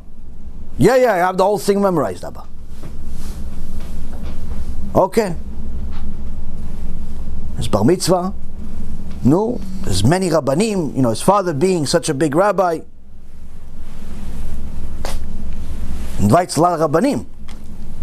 Everybody's waiting to see what this little boy is going to say. Other rabbanim are talking and so on. But you want to hear a few words of the bar mitzvah boy. Little bar mitzvah boy, 13 years old, stands up and says, I know exactly what I want to say. Okay. No, what is he going to say? He memorized the whole thing. What did he memorize? On my bar mitzvah, I'm making a promise to HaKadosh Baruch Hu that from this day on, for the rest of my life, I'm going to learn Torah lishma. I'm going to learn Torah just for the sake of learning Torah, the rest of my life, and do nothing else. That was his speech. His brother said it on his esped when after he died. His brother said it. That was his bar mitzvah. That he's going to learn Torah the rest of his life without doing anything else. Why? Just to learn Torah. Because the Kadosh Baruch Hu said it. Not for Gan Eden, not to have money, not to be popular, not to be Gedol Ador, not to be famous, not to be a speaker, No, I'm going to learn Torah because the Kadosh Baruch Hu said it. That's it. 13-year-old. When it was time for him to get a shidduch, his wife, he said to her, listen, I want you to know, I only have one condition. What's the condition? I'm never going to go to work. I'm only going to learn Torah. I'm going to learn Torah for the rest of my life. Why? I already made the promise years ago, my bar mitzvah. I'm going to learn Torah for the rest of my life. If you're okay with that condition, you're going to make money, you're going to work, you're going to do this, you're going to do that, let's get married. That's the only condition. Everything else, the house, the kids, how much, do this, all that stuff is you. Everything is you. I was going to learn Torah 24 hours a day. This tzadikah understood there's not many people in the world like this. Deal. And now she's in Gan Eden with him. Why? Gedol Ador. Biggest rabbi of the generation. Imagine the Gan Eden she has. Imagine the Gan Eden she has. She was the Moshe Rabbeinu of the generation. What Gan Eden she has. You think it was easy? She used to sell clothes. She used to have to deal with all types of people. And she would buy stuff from this Arab. Fabric from this Arab. One day, this Arab sees she wasn't paying attention, and he didn't give her the receipt that she paid. So he came back after he gave her the goods. He got the shipment of the goods. She paid him, but she didn't get the receipt. He said, "Okay, so give me the money." He goes, "No, Mustafa, I already gave you the money." No money. Give me the money, please. See, I have the receipt. If you would have given me the money, you would have gotten the receipt. I still have the receipt in my hand. He goes, no, Mustafa, I gave you the money. You know, we've been doing business for years already.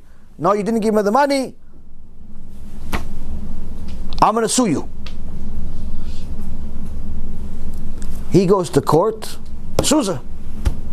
Now already the courts know, they're anti-Semitic. It's not a bed din. It's not a bed din. Goes to court. Court says, okay, she has to come prove that she paid you. She has already proved. The proof is in his hand. He has the receipt. It's not electronic like today. It's computers, checking account, banking account, all that stuff. No, receipts in his hand. She didn't pay.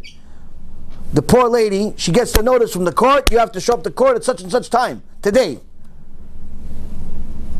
This tzadikah never bothered her husband, never interfered for a second. Why? Made a promise already the day before shidduch. He's going to learn Torah day and night. Everything is my problem. First time in her life. Miskena, she didn't have the money. She already gave him all the money. There's no money. She has to sell to make the money. There's no money. She goes to her husband, the Chazon Ish, crying, Miskena. She says, I'm sorry, I'm really, really sorry for bothering you. No, honey, why are you crying? The Mustafa, he's cheating me. He says that I didn't pay him, but I paid him. It's just I forgot to get the receipt. Oh, he's lying? Yeah. Okay, so what's the problem? He says, now the courts, the goyim want me to go to court or they're going to arrest me. Because I don't have the money to give him. We don't have any money. We have just the goods. He says, hold on one second. Goes back to his room, opens Sefer Tehillim, start talking to HaKadosh Baruch Hu. Few minutes, comes back to his wife, goes, okay, don't worry. It's going to be okay. As he finishes saying don't worry, she's not worried, right? Why? She has understanding of who runs the world. A husband that talks to HaKadosh Baruch Hu all day, learns the Torah all day, says don't worry, you don't worry, right? Well, she doesn't. We're still worried. We're only listening to the story. As she's about to get to the door to go to court, because don't worry, fine, but she doesn't know what's going to happen. She's going to go to court. She says, don't worry. As she's about to go to the door, somebody knocks on the door.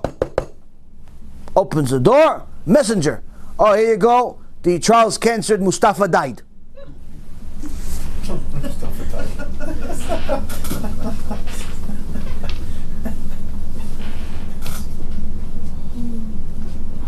Why Mustafa die? Because he wanted to hurt Bat Israel. He wanted to hurt Bat Israel. Chazon Ish that talks to HaKadosh Baruch Hu all day, learns his Torah all day, not to get famous, not to be popular, not to write books, not for nothing, not for money.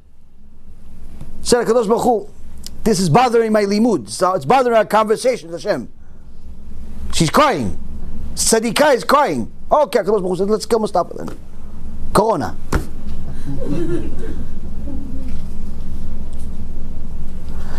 HaShkafa Yehudit means that not only do we hear these stories and believe them, but we understand that this is very much our reality. The miracles are the Jewish reality. The Hashkafa Pratit, the HaKadosh Baruch Hu's divine intervention into our life to manipulate and maneuver nature for our sake, that's a reality. That's a reality of a Jew. If you don't believe that HaKadosh Baruch Hu will manipulate nature for you or for other people in Am Yisrael, favorably or unfavorably, that already shows there's something wrong with your hashkafa. Now, there is many people that are talking about different things, different reasons of why the Magefa could come. A tzadikah from Eretz Yisrael sent me this, and few beautiful chidushim. She says that the Sdeh Chemed in his Sefer Meches Shabbat, which he wrote over 100 years ago, in those times the world was very different. Forget about just iPhones, iPads, internet. Forget about that stuff. Talk about even the look of people. The average person, whether he was Jew or non-Jew, was more modest than most of the Rebbitzins in the world. You look at pictures from 100 years ago, of non-Jews on the beach. They wore dresses bigger than somebody that's 300 pounds. They were huge dresses. Why? For modesty reasons. The average Jew or non-Jew cover their hair. Some Jews chose to cover their hair with wigs. But the wigs of 100 years ago, 150 years ago, were very, very different, to say the least, from the wigs of today. I have some pictures of the wigs of 150 years ago, 200 years ago, and they really look worse than the stuff you clean the floor with. If you're a cleaning person in a building and you have this mop, the mop has these strings on it. The wigs of 150 years ago looks worse than that, because at least the mop is single color. But the wigs of 150 years ago look worse than that. But still, there was a big debate of whether even those wigs were allowed, because of the machloket that started about 400 years ago, where one of the Chachamim said that the Gemara in Masechet Shabbat that talks about wigs was saying that, woman that has missing patches in her head for some type of illness or whatever happened, she could fill up the space by putting a hair there. But the Gemara also says she would put a hat on top of it. So yeah, you could wear a wig, but a hat on top of it. But this Chacham 400 years ago says, yeah, but if it says that, maybe you're also referring that she could just wear the wig without the hat. And that's been a machloket for the last 400 years. Needless to say, 150 years ago, at the time of Sdei Chemed, even though the wig looked worse than a mop, still there was a debate whether it's even allowed. So the Sdei Chemed says the following. He writes a question. Mipnei ma magefa ba la'olam? Why does a plague come to the world? Plague, corona. Why does it come to the world? The Sdei Chemed writes, Magefa, Rashet Tevot, each one of the letters, Mipnei Gilui Pe'at Anashim, because of the wigs of the women. Plagues come to the world because of wigs, he says.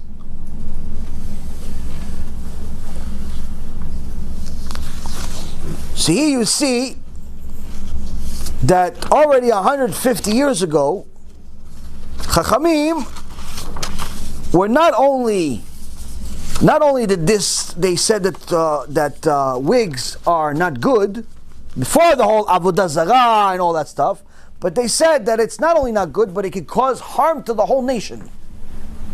Harm to the whole nation. Now,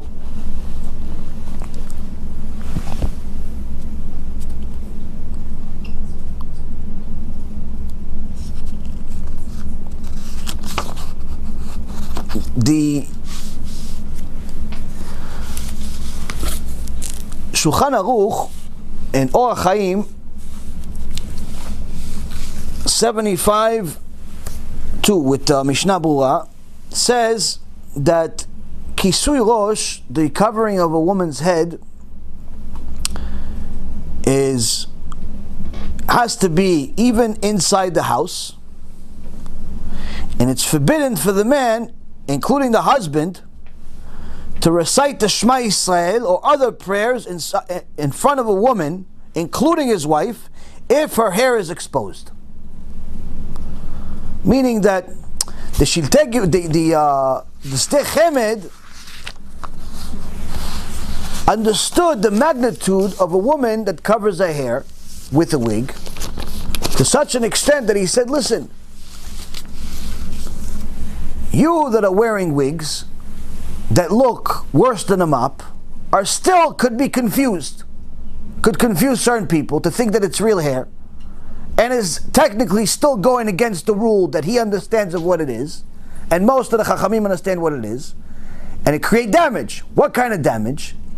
It's not just damage for when you go outside, even inside. Why? Because The Orach Chaim says that if you walk around with a wig, even your own husband cannot pray next to you.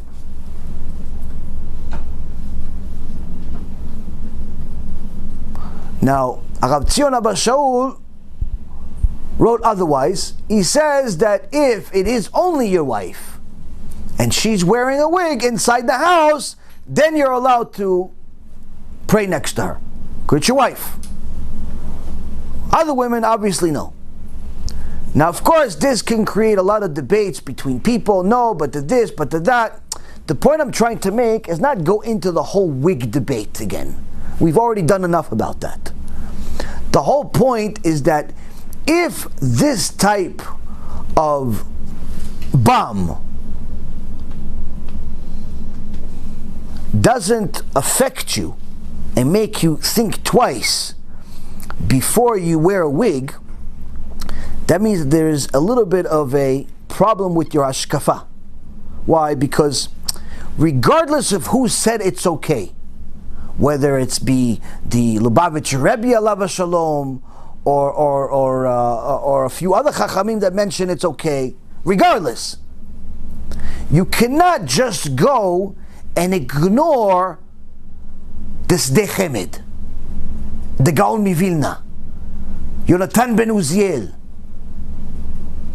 Arav Ovadia, and many other Gdolim that said it's 100% forbidden, to such an extent that you can't even pray next to a woman that wears a wig. Like, that's the thing. HaShkafa Yehudit is not about, oh wait, but my rabbi said it's okay, so therefore I'm just going to do whatever I want. HaShkafa Yehudit is not just about doing whatever you want and finding the right rabbi to tell you what you want. HaShkafa Yehudit is to understand, wait a minute, what is Da'at Torah? What is what I'm doing? And how much is the, let's say for example, if I'm wearing a wig, let's say, but there are many Gdolim that are no more nor less, let's say, than the Gdolim that I listen to, that say that not only is it forbidden, but it could bring a magefa, it could bring a plague. Like, they're not just saying, oh, it's allowed, it's asur. It's not just it's allowed, and the other guy says, no, it's not allowed. They're saying it's so bad, it can bring a plague, meaning you could hurt other people. If you care about Am Yisrael, that's going to make you think twice. Not because you agree or disagree, but just because you have the right mindset. You say, wait a minute, you know what? My rabbi says it's okay. Fine. But my rabbi is the same or less than the Stei Chemed, than Yonatan ben Uziel, than Shulchan Aruch, than many others. He's not better than them. He's also a big rabbi, right? And they're saying, okay, no problem, do what you want, but I'm just letting you know what you're doing is going to bring a magefa. A person that has the right mindset says, you know what? Even though I can technically do it because I'm listening to my Rav, obviously excluding the whole issue of Avodah Zarah, I can technically do it, I can technically be permitted to do it, but it's not worth it. Why? I have permission to do it. Yeah, I have permission to do it, but it's not worth it. Why? Because just in case I'm allowed to do, but it would still bring a magefa. It would still hurt other people. It's not worth it. Not worth it for that. That shows you have Avat Yisrael. Now, I'm not saying that every woman, Chas v'Shalom, that is wearing a wig doesn't love Am Yisrael. Don't think that way. I'm talking about the people that are listening to this right now and want to get to a point higher than where they are right now. Wherever you are right now, you want to get higher. You're married, you have a Ashkenazi minag, a Lubavitch minag, you wear a wig, and let's say you somehow managed to get a wig that's actually not part of Avodah Zarah, which according to our research is impossible, but let's say you did, because let's say you shaved your own head, and made it into a wig, which also is not possible, but that's a different story. Let's say you did all that. Fine. Fine. Right? Let's say it's not Avodah Zarah. There is Chachamim that are not only saying it's not good to wear a wig that looks like a mop. Forget about the wigs of today that no one says it's allowed, including the Lubavitcher Rebbe, including Moshe Feinstein, including the ones that allowed it. They're still not saying today's wigs are allowed, especially when they're longer than the exile and look more real than real hair. No one says the wigs of today are allowed. I'm talking about the ones that from 100 years ago. There's ones that say, there's Chachamim that say that the wigs from 100 years ago are so bad, apparently, for Klal Yisrael, they could bring a Magifa. Now, if I was a woman that wants to get higher with my EMUNAH, Bitachon, HaShkafa, Avodat Hashem, and so on, I'm simply going to say, I got to reconsider. I got to reconsider whether I'm going to continue wearing a wig or not. Why? Because maybe, even though it's allowed, according to my Rebbe, it could still bring damage. It could still bring damage. And that's what the Chachamim did all of their days, is not just learn books, not just do mitzvot, but also make sure that their mindset was as clear as possible when it comes to the Avodat Hashem, but also when it came to the mitzvah of imlachta et chavercha alecha. You made your friend, your fellow, like a king over you, meaning you considered him even more significant than you. You cared more about your fellow than you care about yourself. I like the wig, but I like you more.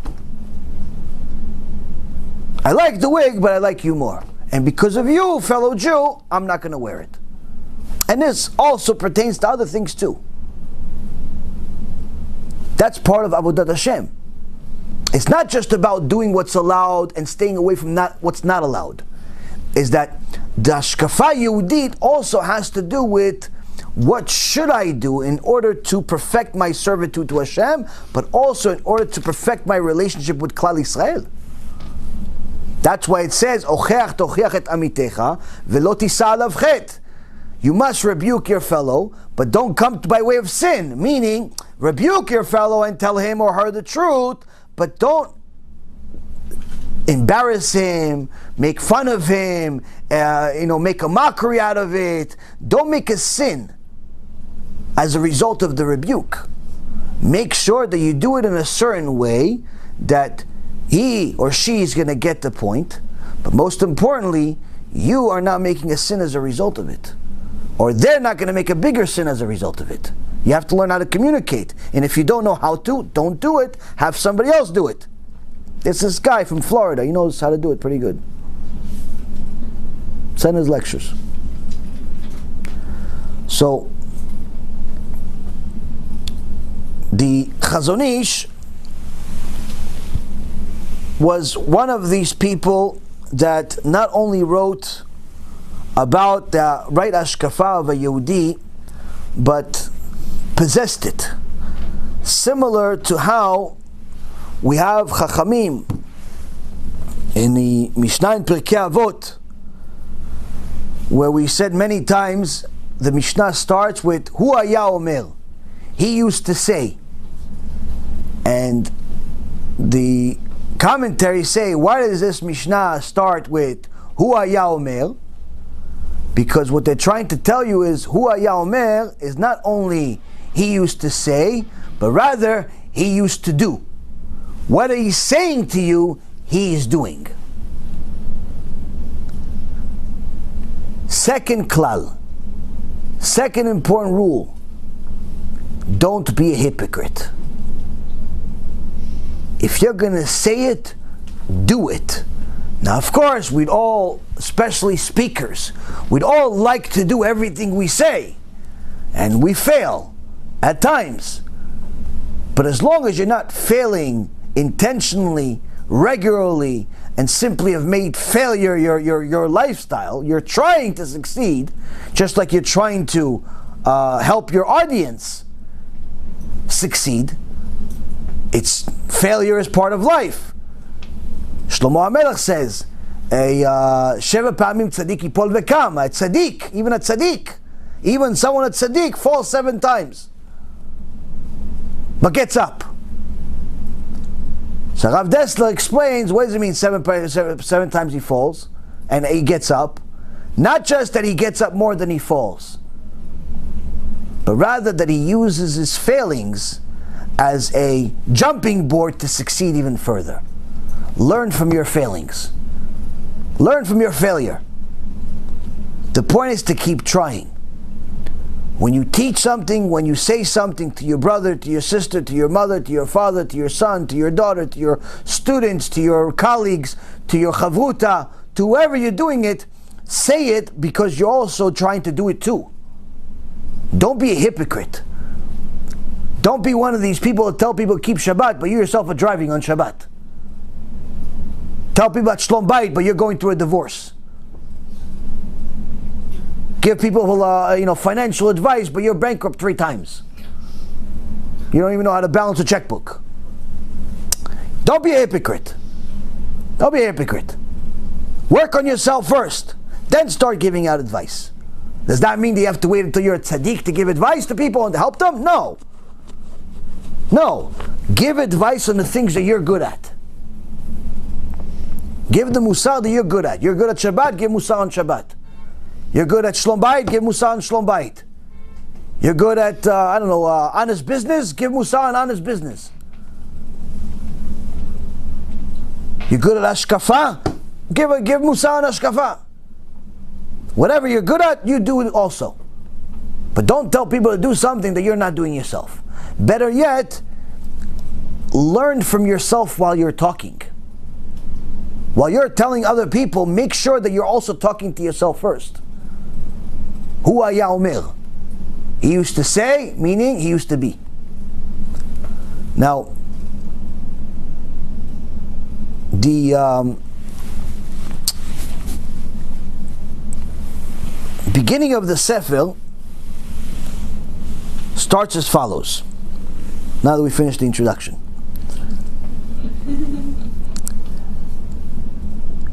It says, EMUNAH, faith, is a refined tendency of the soul. מידת אמונה היא נטייה דקה מעדינות הנפש.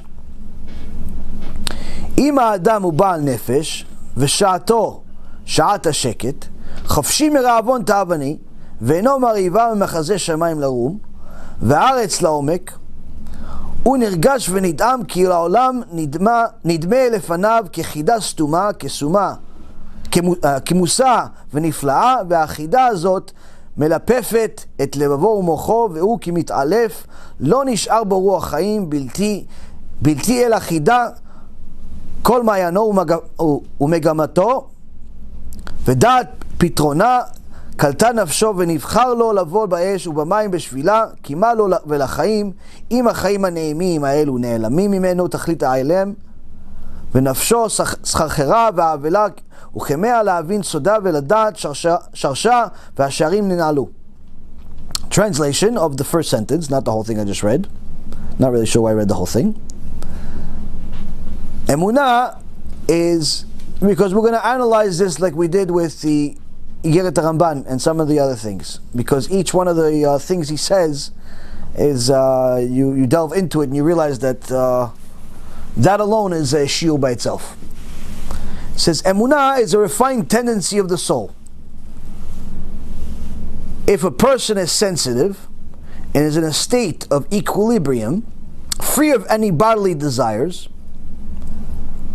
so first he teaches us that in order to attain emunah, in order to have this extraordinary midah, a person has to be sensitive.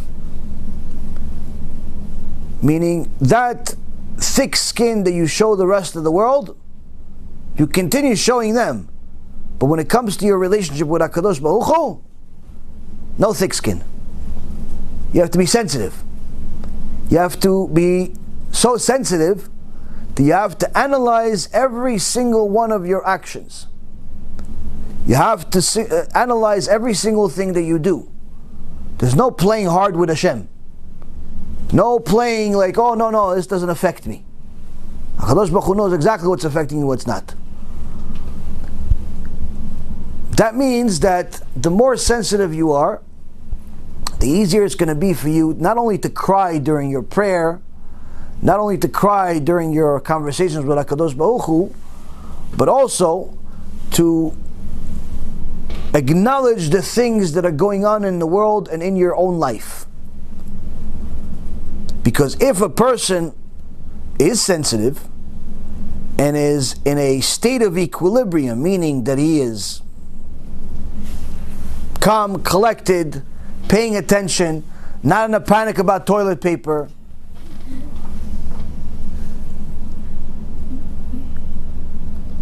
then he's already going to be able to acquire this emunah.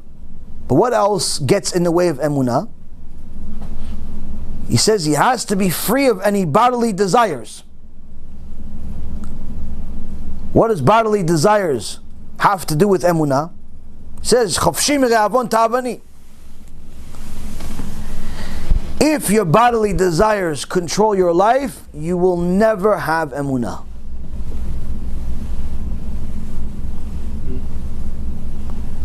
If money, food, sex, people's acknowledgement, kavod, honor, respect, if those things are a constant driver to your life, you will never acquire emunah. He's not saying it will be hard. He says, so long as you have these bodily desires, there's no conversation. To acquire this emunah, you have to be free of these bodily desires. Not at all times, but at the times that you're paying attention to certain things. You want to get to a point, you want to understand what's going on right now. Should I panic? Not panic. Should I do the right thing? Should I do the wrong thing? Should I marry? Not marry? Should I buy? Should I sell? Should I learn? Not learn? Whatever you're doing, you have to free your mind. You have to free your mind from all things that have to do with physical desire. Because so long as you are dealing with your physical desire, it'll distort your mind. It'll distort your thought. This is why the Shulchan Aruch says that you're not supposed to eat when you're learning Torah. Now, if you're eating in order to stay awake, let's say for example you're at 2, 3 o'clock in the morning, and you already learned for a little while, and now you're falling asleep, it's late. You already woke up early in the morning, you're at night, and you need something. You need something to stay up. It's not necessarily 3 o'clock in the morning, it's in the afternoon, you're just tired or whatever it is, or you have a yetzirah that's making you tired, and you're eating not for the sake of eating, you're chewing gum or whatever you're eating, you're drinking coffee, not for the sake of eating, but rather just to move your mouth, and it's known that if you move your mouth, it's it helps your brain stay alert and stay up. That's a different story. It's a different story, that's okay. But if you're eating for the sake of eating, you're not going to be able to learn. You're not going to be able to learn. If there is a serious conversation that has to be made about marriage, divorce, chas v'shalom, business, whatever it is, while you're eating, you're not really 100% paying attention. People have dinner meetings. Oh, let's meet during dinner, let's have dinner, we'll talk business. Yeah. Complete waste of time. While you're eating. After you finish eating, talk as much as you want. Well, aside from it being really disgusting to see people eat and talk at the same time, kind of dangerous for your eyes also, you're not focused. You're not focused. Why? You're focused on the steak. You're focused on this food that you're eating. You don't care what he's saying. You don't care what she's saying. She's talking to you about her day being difficult and the kids are driving her crazy, and the bills are not being paid. And you go, yeah, this is really good. Wow, good. Yeah. You're not paying attention. Finish eating, then talk. Why? It's not just for Torah. It's for anything. It's for anything. If you are satisfied, so long as you're satisfying a physical desire, your brain is not clear. Now, if you're just talking nothing, you're just basic talk. How you doing? How you doing? How you doing? How you doing? How you doing? How you doing? Fine, do whatever you want. It's like when people go to Brit Milah and they have nothing to talk about. What do they talk about? Oh, so how much did the baby weigh? What are you, like the government? Were you responsible for the birth certificate? You're gonna write it? What do you care how much the baby weighed? What are they gonna call him? What are you gonna call him? What are you gonna make him a poster? What do you care about that? This is nonsense conversations, meaningless conversation. How much did he weigh? What is he gonna eat? Is she gonna breastfeed? Is she gonna this? What do you care? Meaningless conversations. Because you have nothing to say. Whatever, you have one of those conversations, you can eat as much as you want. It's better you eat than talk. It's one of those conversations, eat kappa, eat.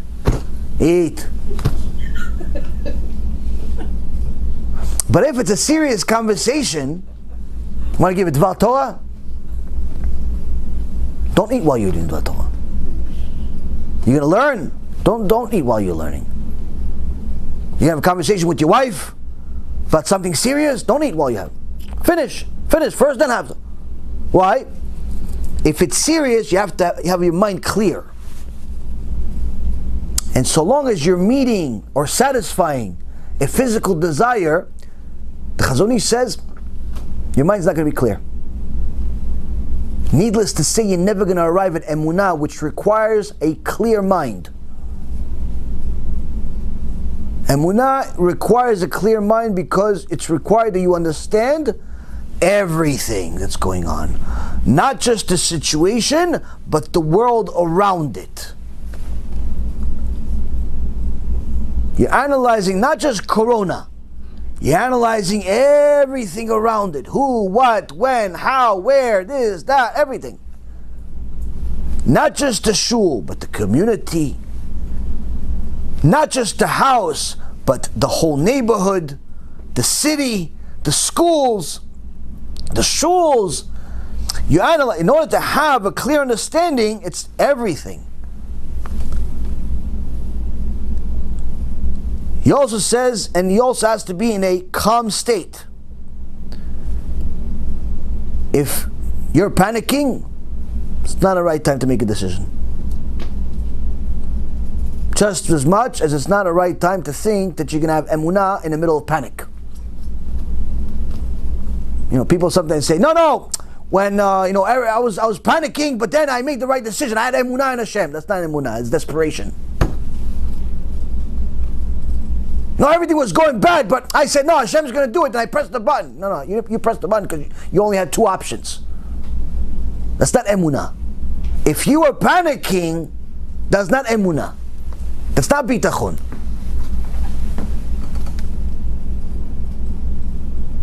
It's not bitachon. Emunah and bitachon are only exercised when you're calm, collected, and you make a decision based on analyzing all of the information. Even if the whole world is collapsing, you're still analyzing the situation for what it is, purely with your mind and not with your heart. So long as you're losing your mind, panicking, full of anxiety, whatever decision you make may have some emunah in it, may have some bitachon in it, which will explain the difference in a moment, but it's still not going to be 100%. Why?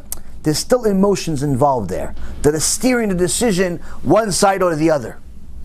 In order for it to be complete, you have to simply analyze the facts like a doctor. Doctors, the better they are at what they do, the more disconnected they are from reality. Meaning, a surgeon that's a good surgeon cannot be your best friend too while he's giving you surgery.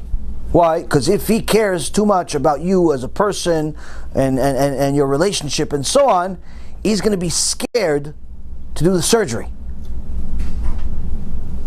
He's going to be scared to cut you because he cares about you being in pain. He's going to be scared to hurt you because of this, because of that. He's not going to be a good surgeon. Hence the reason why a father is not supposed to give a surgery to his son, and the son not to give surgery to his father. Why? There's emotions there. Those emotions are going to steer the decision one way or the other. Now, a person that is a good surgeon is many times not going to have good bedside manner. Meaning he's not going to be very friendly. Why? He's disconnected from people. He just simply looks at facts. Half the heart's not working. I got to work on that heart. Yeah, but what about the guy who's going to be in pain? That's not my business. Well, you're cutting him. He's going to have a scar there. Scar, no scar. If I don't fix it, he's going to die. I don't care about the scar. I have to cut here, cut there, cut there in order to save his life. Yeah, what about? Nothing what about. I got to save the life. That's it. So a good surgeon is going to look at what it is.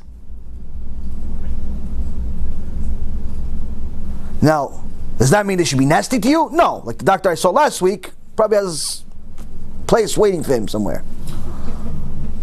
Why? He wasn't giving me a surgery, but he was still nasty. But there are some people like that. They're just nasty naturally. I'm not talking about that. I'm talking about when he's in the middle of a surgery, there's no like high fives and what's up and what's going on and how was your weekend.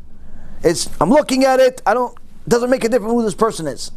There's a heart, there's a lung, there's a leg, there's an arm, there's a whatever. I got to do my job, finished. Same thing if somebody goes in a mission, special mission for an army. Sniper. The sniper is not allowed to start thinking about his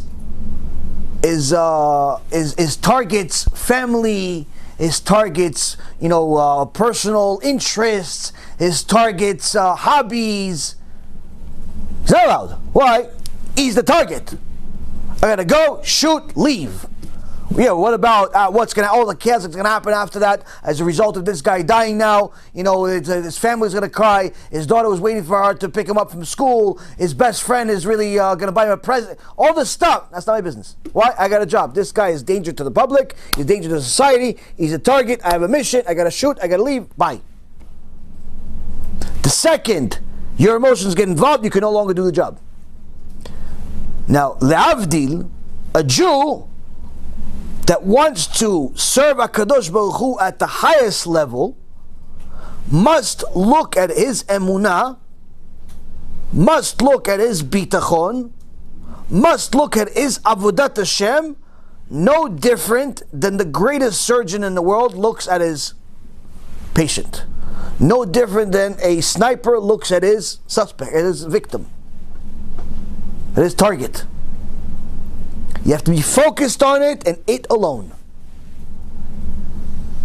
Which means you have to remove as many of the emotions that you could possibly remove in order to analyze and dissect the situation for what it is.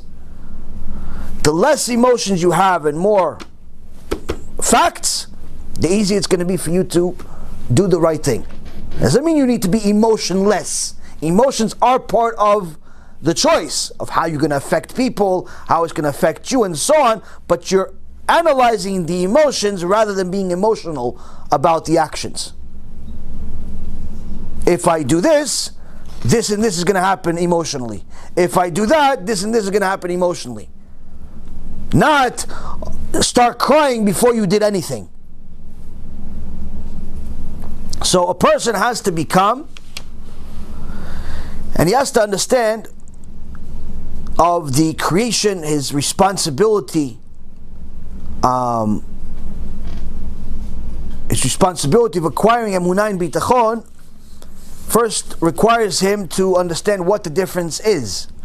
Now, emunah is understanding that HaKadosh Baruch Hu is the one that's running the world. He is the one that broke Corona. He is the one that brought the Holocaust. He's the one that brought iPhones. He's the one that brought electricity. He's the one that brought the whole world. He's the one that brought all people, the Jews and the non-Jews. He's the one that created all animals. He's the one that monitors everything, and so on and so forth. That's emunah. Understanding that HaKadosh Baruch Hu runs the world. Bitachon is having a clarity that also He's going to help you too. It's more specific. Emunah is understanding the general picture of how HaKadosh Baruch Hu runs the world and you fit within that world. Bitachon is that He's going to specifically help you, having the confidence that He's going to help you specifically. Now, a person that has emunah, meaning has an understanding that HaKadosh Baruch Hu runs the world, created all creation, satiates all creation, and so on, a person that has emunah doesn't necessarily have bitachon. But a person that has bitachon surely has emunah. Because if you believe that Hashem will help you, and you have bitachon, surely you have an understanding that Hashem helps the rest of the world too, unless you're a sociopath. And then that means that your bitachon is not bitachon, but rather some other mental condition. So the point is that the Chazon Ish says here now that he looks up at the sky in wonder and down to the depths of the earth, and he's moved and astounded. Meaning that in order to have emunah, you have to pay attention to the creation. Look at the sky and how big it is. Do you ever pay attention to how big the sky is?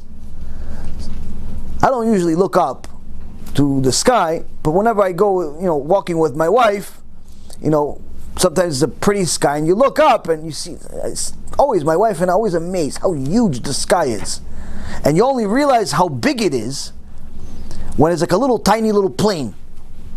Because you look at it up, it's like nothing there. Let's say there's no clouds and everything, or even if there's big clouds, you have no concept of how big the clouds are. They look like you grab them, it's like little marshmallows or something. Doesn't look like much. But then when you see a plane that's massive, 4, 5, 6, 700 people on this plane, it looks like a little tiny dot in the middle of the sky, you realize how massive the sky is. And that's only what you could see, not all the sky.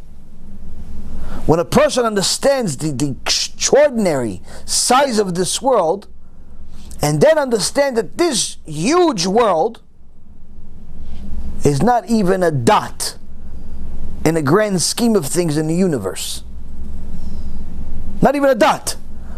There's a famous short video of some picture of the entire universe or galaxy, and they show the a viewpoint of a person standing, looking at the stars. And then they look at the stars and they see this is like a Milky Way of some kind, and they go into the Milky Way, and then they analyze each and every single part from the telescope, and it shows you literally the universe.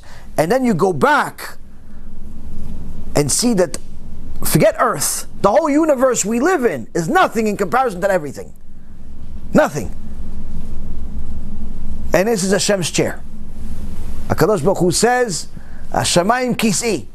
The heavens are like my chair, my throne. When you realize how big things are, you have to be a hater of all rules and all rulers to remain an atheist. There's no way you're an atheist and still understand the significance of the world. Everything it's so big, it's so massive, but yet at the same time so perfect that it cannot come from nothing. Which means that the conclusion that an atheist arrives at, that everything came from nothing and then there's no God, in their stupid mentality, is not because they really believe that there's no God. It's because they don't want there to be a God. Now, a person that has emunah has to do the exact opposite of an atheist, which is to look for God in everything. Analyze the creation and the creation, not just the things that, like the sky and the mountains, but the things around you, even people. Analyze the things and understand that God is in everything and cares about everything. He cares enough about this person that may or may not be Jewish in order to feed this person, in order to give this person air every day so he could live. He cares enough about this person that you don't even know this person's name, but Hashem cares enough about this person to give them oxygen every day. Despite the huge, enormous world that He created, He still takes time, if you will, to give this little nothing person that could be you oxygen so you could live today. He takes enough time out of his day, not that he's subject to time, to make sure that somebody buys something from you so you have money to go buy food. And He makes sure that this food was created in such a way that it has taste, that matches the palates of your tongue and you find it favorable. He cares enough about not only you, but He cares enough about that you will have the right receptors react to this specific food so you actually like this food that your wife happened to cook. Why? Because if you like your wife's cooking, that's going to help Shlom Bayit. He cares so much about your Shlom Bayit that He manipulates the receptors on your tongue to like her awful cooking. Because nobody else likes her cooking, but you do. I know somebody like this. Don't worry, it's not me. My wife's cooking is amazing. But I know somebody like this. His wife's cooking, I wouldn't feed it to prisoners. God bless her. She's a very nice woman. Very nice woman. But her cooking, Hashem Yishmor V'Yatzil. Hashem Yishmor V'Yatzil. I've never, I mean, honestly, Hashem Yishmor. Horrible.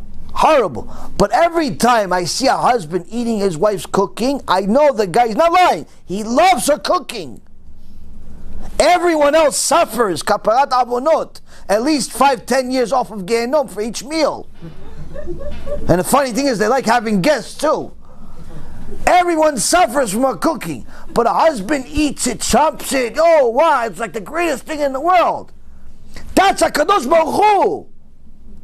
That's HaKadosh Baruch Hu manipulating his sensors on his tongue to like her cooking. Why? That creates Shlom Bayit.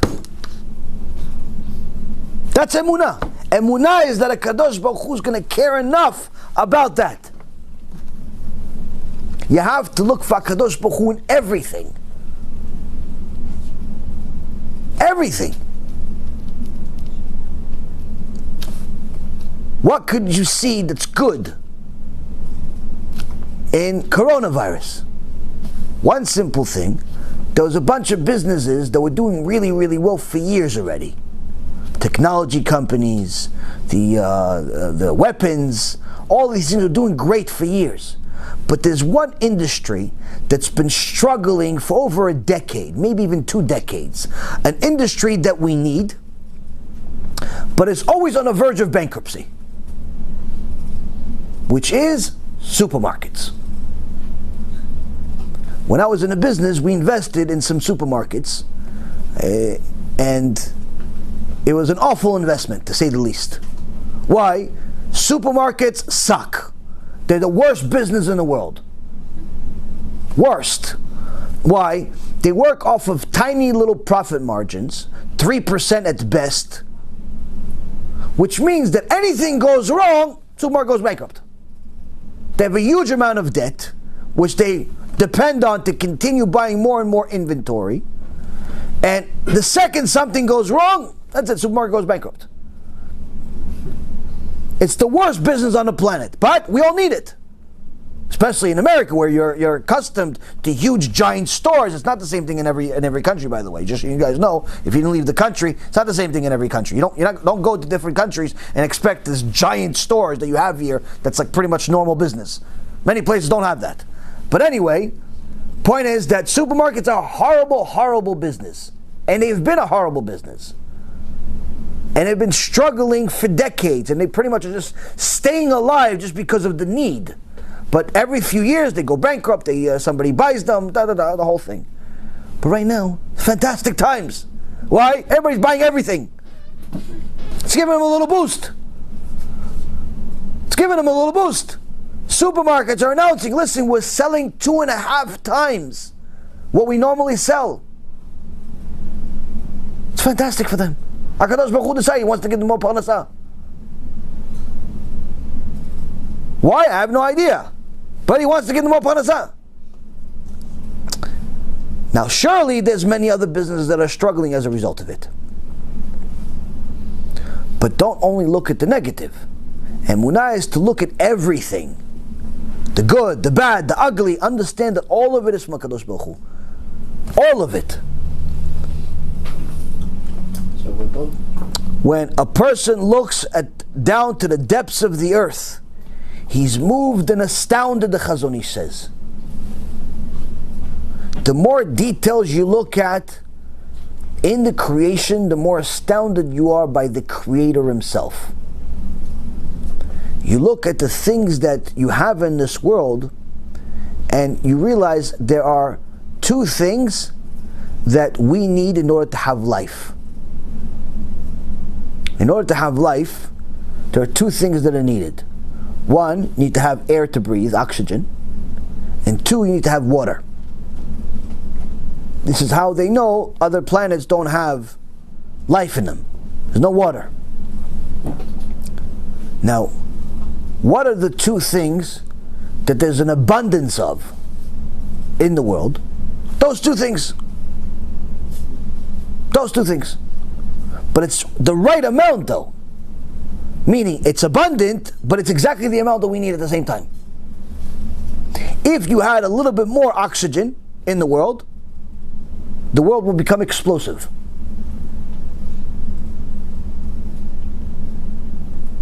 You light a cigarette, boom! World explodes. A little more oxygen. I mean, it's the perfect amount. We need a lot of it. We need it to be abundant, because there's a lot of people, and it's growing. But at the same token, it can't be too much. By degrees. You analyze that, you see, Ishtabach Shimo, it's unbelievable. You analyze where the world is, where the globe is, in comparison to where the sun is. You realize that if we were a little bit closer, the whole world would go on fire. Everything would dry up. A little further, the whole world would freeze. We're not talking about another 30 degrees, another 20. No, it's 1 degree difference. 1 degree this way, 1 degree that way. Meaning it's abundant, it's huge, it's enormous, but despite the massive scale of everything, it's precise. That's one of the reasons why Torah and science, for example, for anyone that's open-minded to see the reality of life and not just look for a way to abandon God because some scientist said otherwise, is a very interesting subject. Because you see the beauty of creation and thereby see the beauty of the Creator, which helps the emunah. Because if the Creator cares enough for all of the different vegetables to taste differently and to also be different colors in order to repel certain bugs that like that particular fruit, or in order to preserve the fruit, in order to make it more attractive for you, in order to make it less attractive for the predator of that thing, and in order to make it taste better or taste worse, or to symbolize a certain taste. Every one of these things in creation symbolizes something. It's not just yellow just because it's yellow. It's not all green just because it's green. Like everything has a reason in it, and the more you analyze it, the more beautiful the creation is, and thereby you see how beautiful the Creator is, because He cared enough about you to create it that way. He could have simply made Lego food. No taste, doesn't matter what color it is. and you have to eat it. You could have just made Lego, gray Lego, your food. Hashem Yishmo. That woman's food is a little worse than Lego, but anyway, you could have made that. But anyway, her husband likes it though. Don't make fun. Allah husband likes it. You may not like it. My husband likes it. HaKadosh Baruch Hu cares.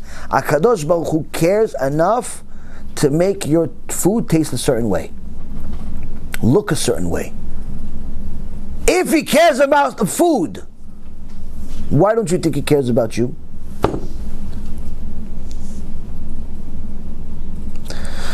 So, the world seems to Him an impenetrable, wondrous mystery. One which engulfs his heart and his mind to the point that he almost loses his senses, and no breath of life is left in him. Meaning, the more you delve into the creation, the Chazon Ish says you have to be so enamored by it. It's so amazing that you must lose your breath. It's like, Hashem, I can't believe you did this for me. And that's what Chazal says. Chazal says, you're supposed to say the whole world was created for me. And that's not being arrogant. It's not being arrogant. No, it's not the mentality, oh, the whole world revolves around me. No, that's not what we're saying. The whole world was created for me, meaning for me to enjoy. You are allowed to enjoy the creation. And that's why there's special brachot for different things. Seeing beautiful things, smelling beautiful smells, and so on and so forth. There's blessings for it. But you must make a blessing, meaning it's not just enjoying the creation without acknowledging the Creator, though. You must acknowledge the Creator through your enjoyment of creation. But if you're just enjoying the creation and not acknowledging the Creator, then all you are is a thief, the Gemara says. That's not emunah. That's stealing. So, when a person starts acknowledging the creation, whether he's in the business world or he's in the fields, in the mountains, he has to see the beauty of things. I like business, and it always amazes me that when you drive down a highway, whether it's here or anywhere else, you see these shopping centers. Now, I ran a business, and Bezat Hashem is also a business, even though it's non-profit, it's a business. And I know a little bit about business. And running a business is not easy. You know, everybody wants a business until it's time to pay the bills. You know, everyone wants employees until you have to pay them and deal with their headaches. Running a business is not easy. But it always amazes me that when I drive down a highway, especially here in Florida, there's pretty much like there's nobody in the streets. There's just cars. And you go to the mall, and there's, you know, I don't go to the mall here, but, you know, I remember I used to go to the mall, and those cars in the parking lot. And you go here, there's pretty much, shopping centers are pretty much like malls here, I guess. And I think a big part of America is similar to that, where there's these shopping centers, and there's these stores in the middle of nowhere, and there's like 6 cars in this huge parking lot that can fit 5,000. There's like 6 cars, and 5 of them are employees. And you go to the shopping center, because you need to get, soap or something. And there's a store that sells that soap, or that medicine, or that, screw that you need. And it's in the middle of one of these shopping centers, and it's pretty much, you're the only customer they've seen all day. You know what amazes me? That they stay in business. It amazes me how Kadosh Baruch Hu sends each one of these stores just enough money to stay in business. It's unbelievable to me. You drive in these stores, there's no customers. You never see the customers. But apparently they have enough customers to stay in business. And it doesn't matter what business they're in. They could be fixing shoes, they could be putting tattoos on people, they could be selling screws, they could be fixing clocks. Like, who wants their clock fixed? Why do you care about clocks? Go buy a new one. But there's somebody that needs the clock fixed. And there's a guy that has a business that fixes clocks. Or there's business that fixes books. Like, who fixes books anymore? Just buy another one on Amazon. It's $20, buddy. It's going to cost you $15 to fix it. No, I want my book fixed. It's unbelievable. It's all these strange businesses.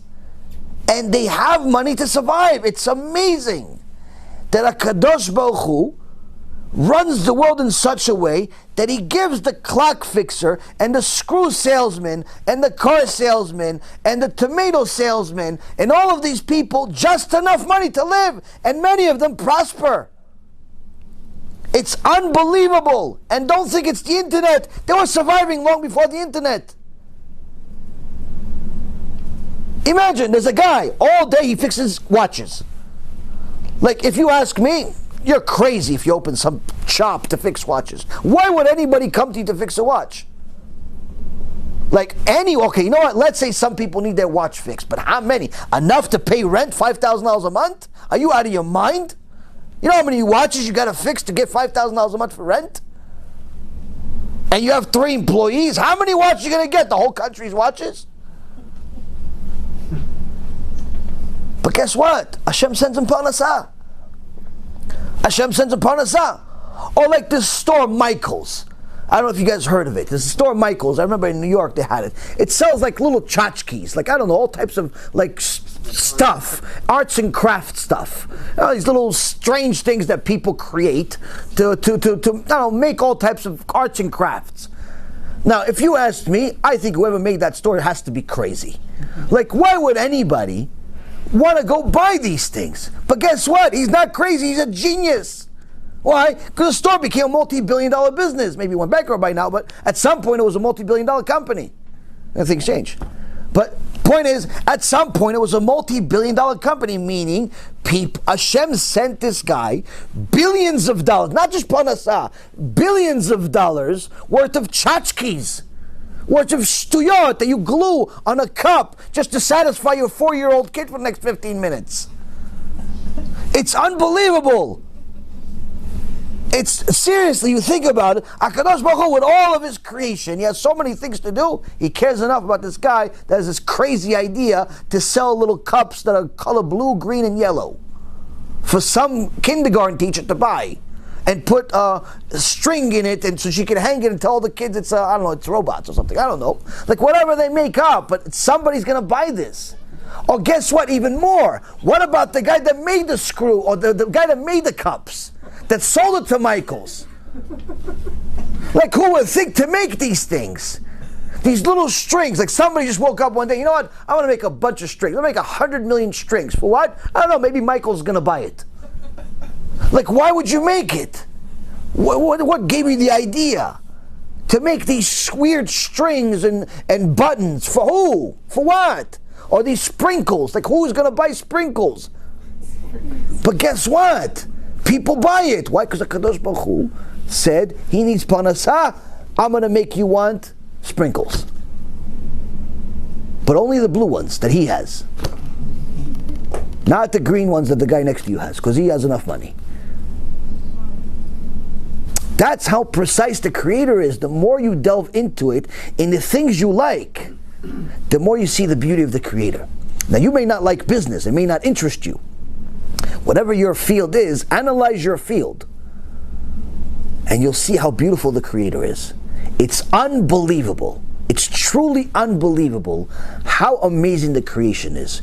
To think that it all came from nothing, you have to hate all rules and rulers. It has nothing to do with believing with a Creator, because it is impossible that you've actually thought about it and still arrived at the conclusion that there's no Creator. Impossible. Now,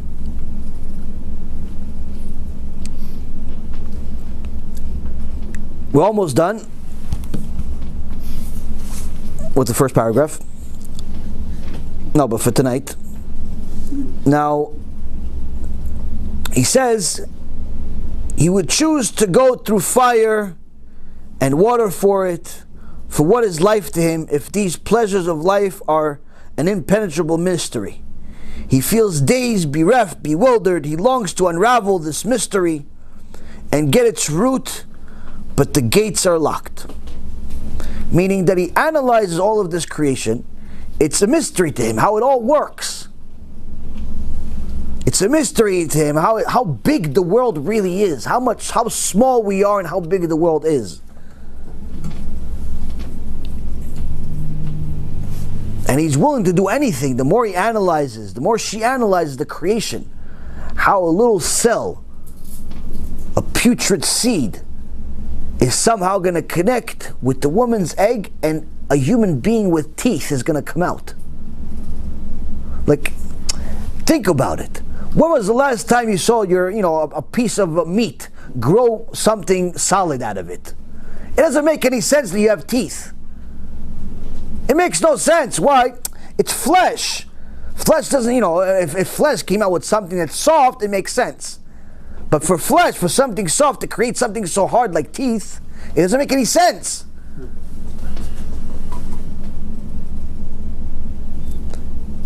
The more she analyzes her baby, the more she loves her baby. The more he analyzes his wife, the more he loves his wife.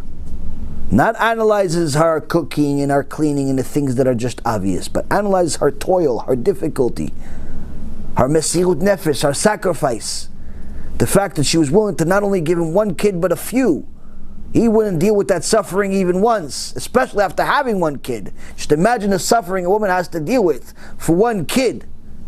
She was willing to do it for you a few times. That's enough reason for you to love her for the rest of her life. So the more you analyze the benefits you get from the creation, the more you love the Creator. So here, we'll stop for now, is just first and foremost understanding that there's a difference between emunah and bitachon, understanding that you can have emunah, but not necessarily bitachon. Bitachon we'll get to eventually. But emunah starts with acknowledging the creation. But that acknowledgement requires that you are focused, that you're clear-minded, that you're not overly emotional and anxious, that you cannot be in the middle of a physical desire, because the more you're satisfying or satiating your physical desire, the less clear you're going to be, or the less possible it's going to be for you to meet to get to emunah. You have to be able to mitbonen, to delve on things, and the more you delve on things, in essence, the more you're going to be amazed at creation. This is the beginning of HaShkafa Yehudit, the Jewish mindset that we're supposed to get to. This is the beginning. We're going to the roots of emunah. We're not even getting to emunah yet. We're getting to the roots of it. How does it even start? And this roots of emunah is the roots of HaShkafa Yehudit, having the Jewish mindset. So this is the deepest part of where we're starting from. This is A. And B'ezrat Hashem, Yeh Ratzon that we'll succeed to continue the series and complete the series, and eventually get to a real HaShkafa Yehudit, to get Am Yisrael closer to HaKadosh Baruch Hu, closer than we've ever been, and B'ezrat Hashem, serve Him like we're supposed to, serve Him like He wants us to. Baruch Adonai Olam, Amen ve'amen.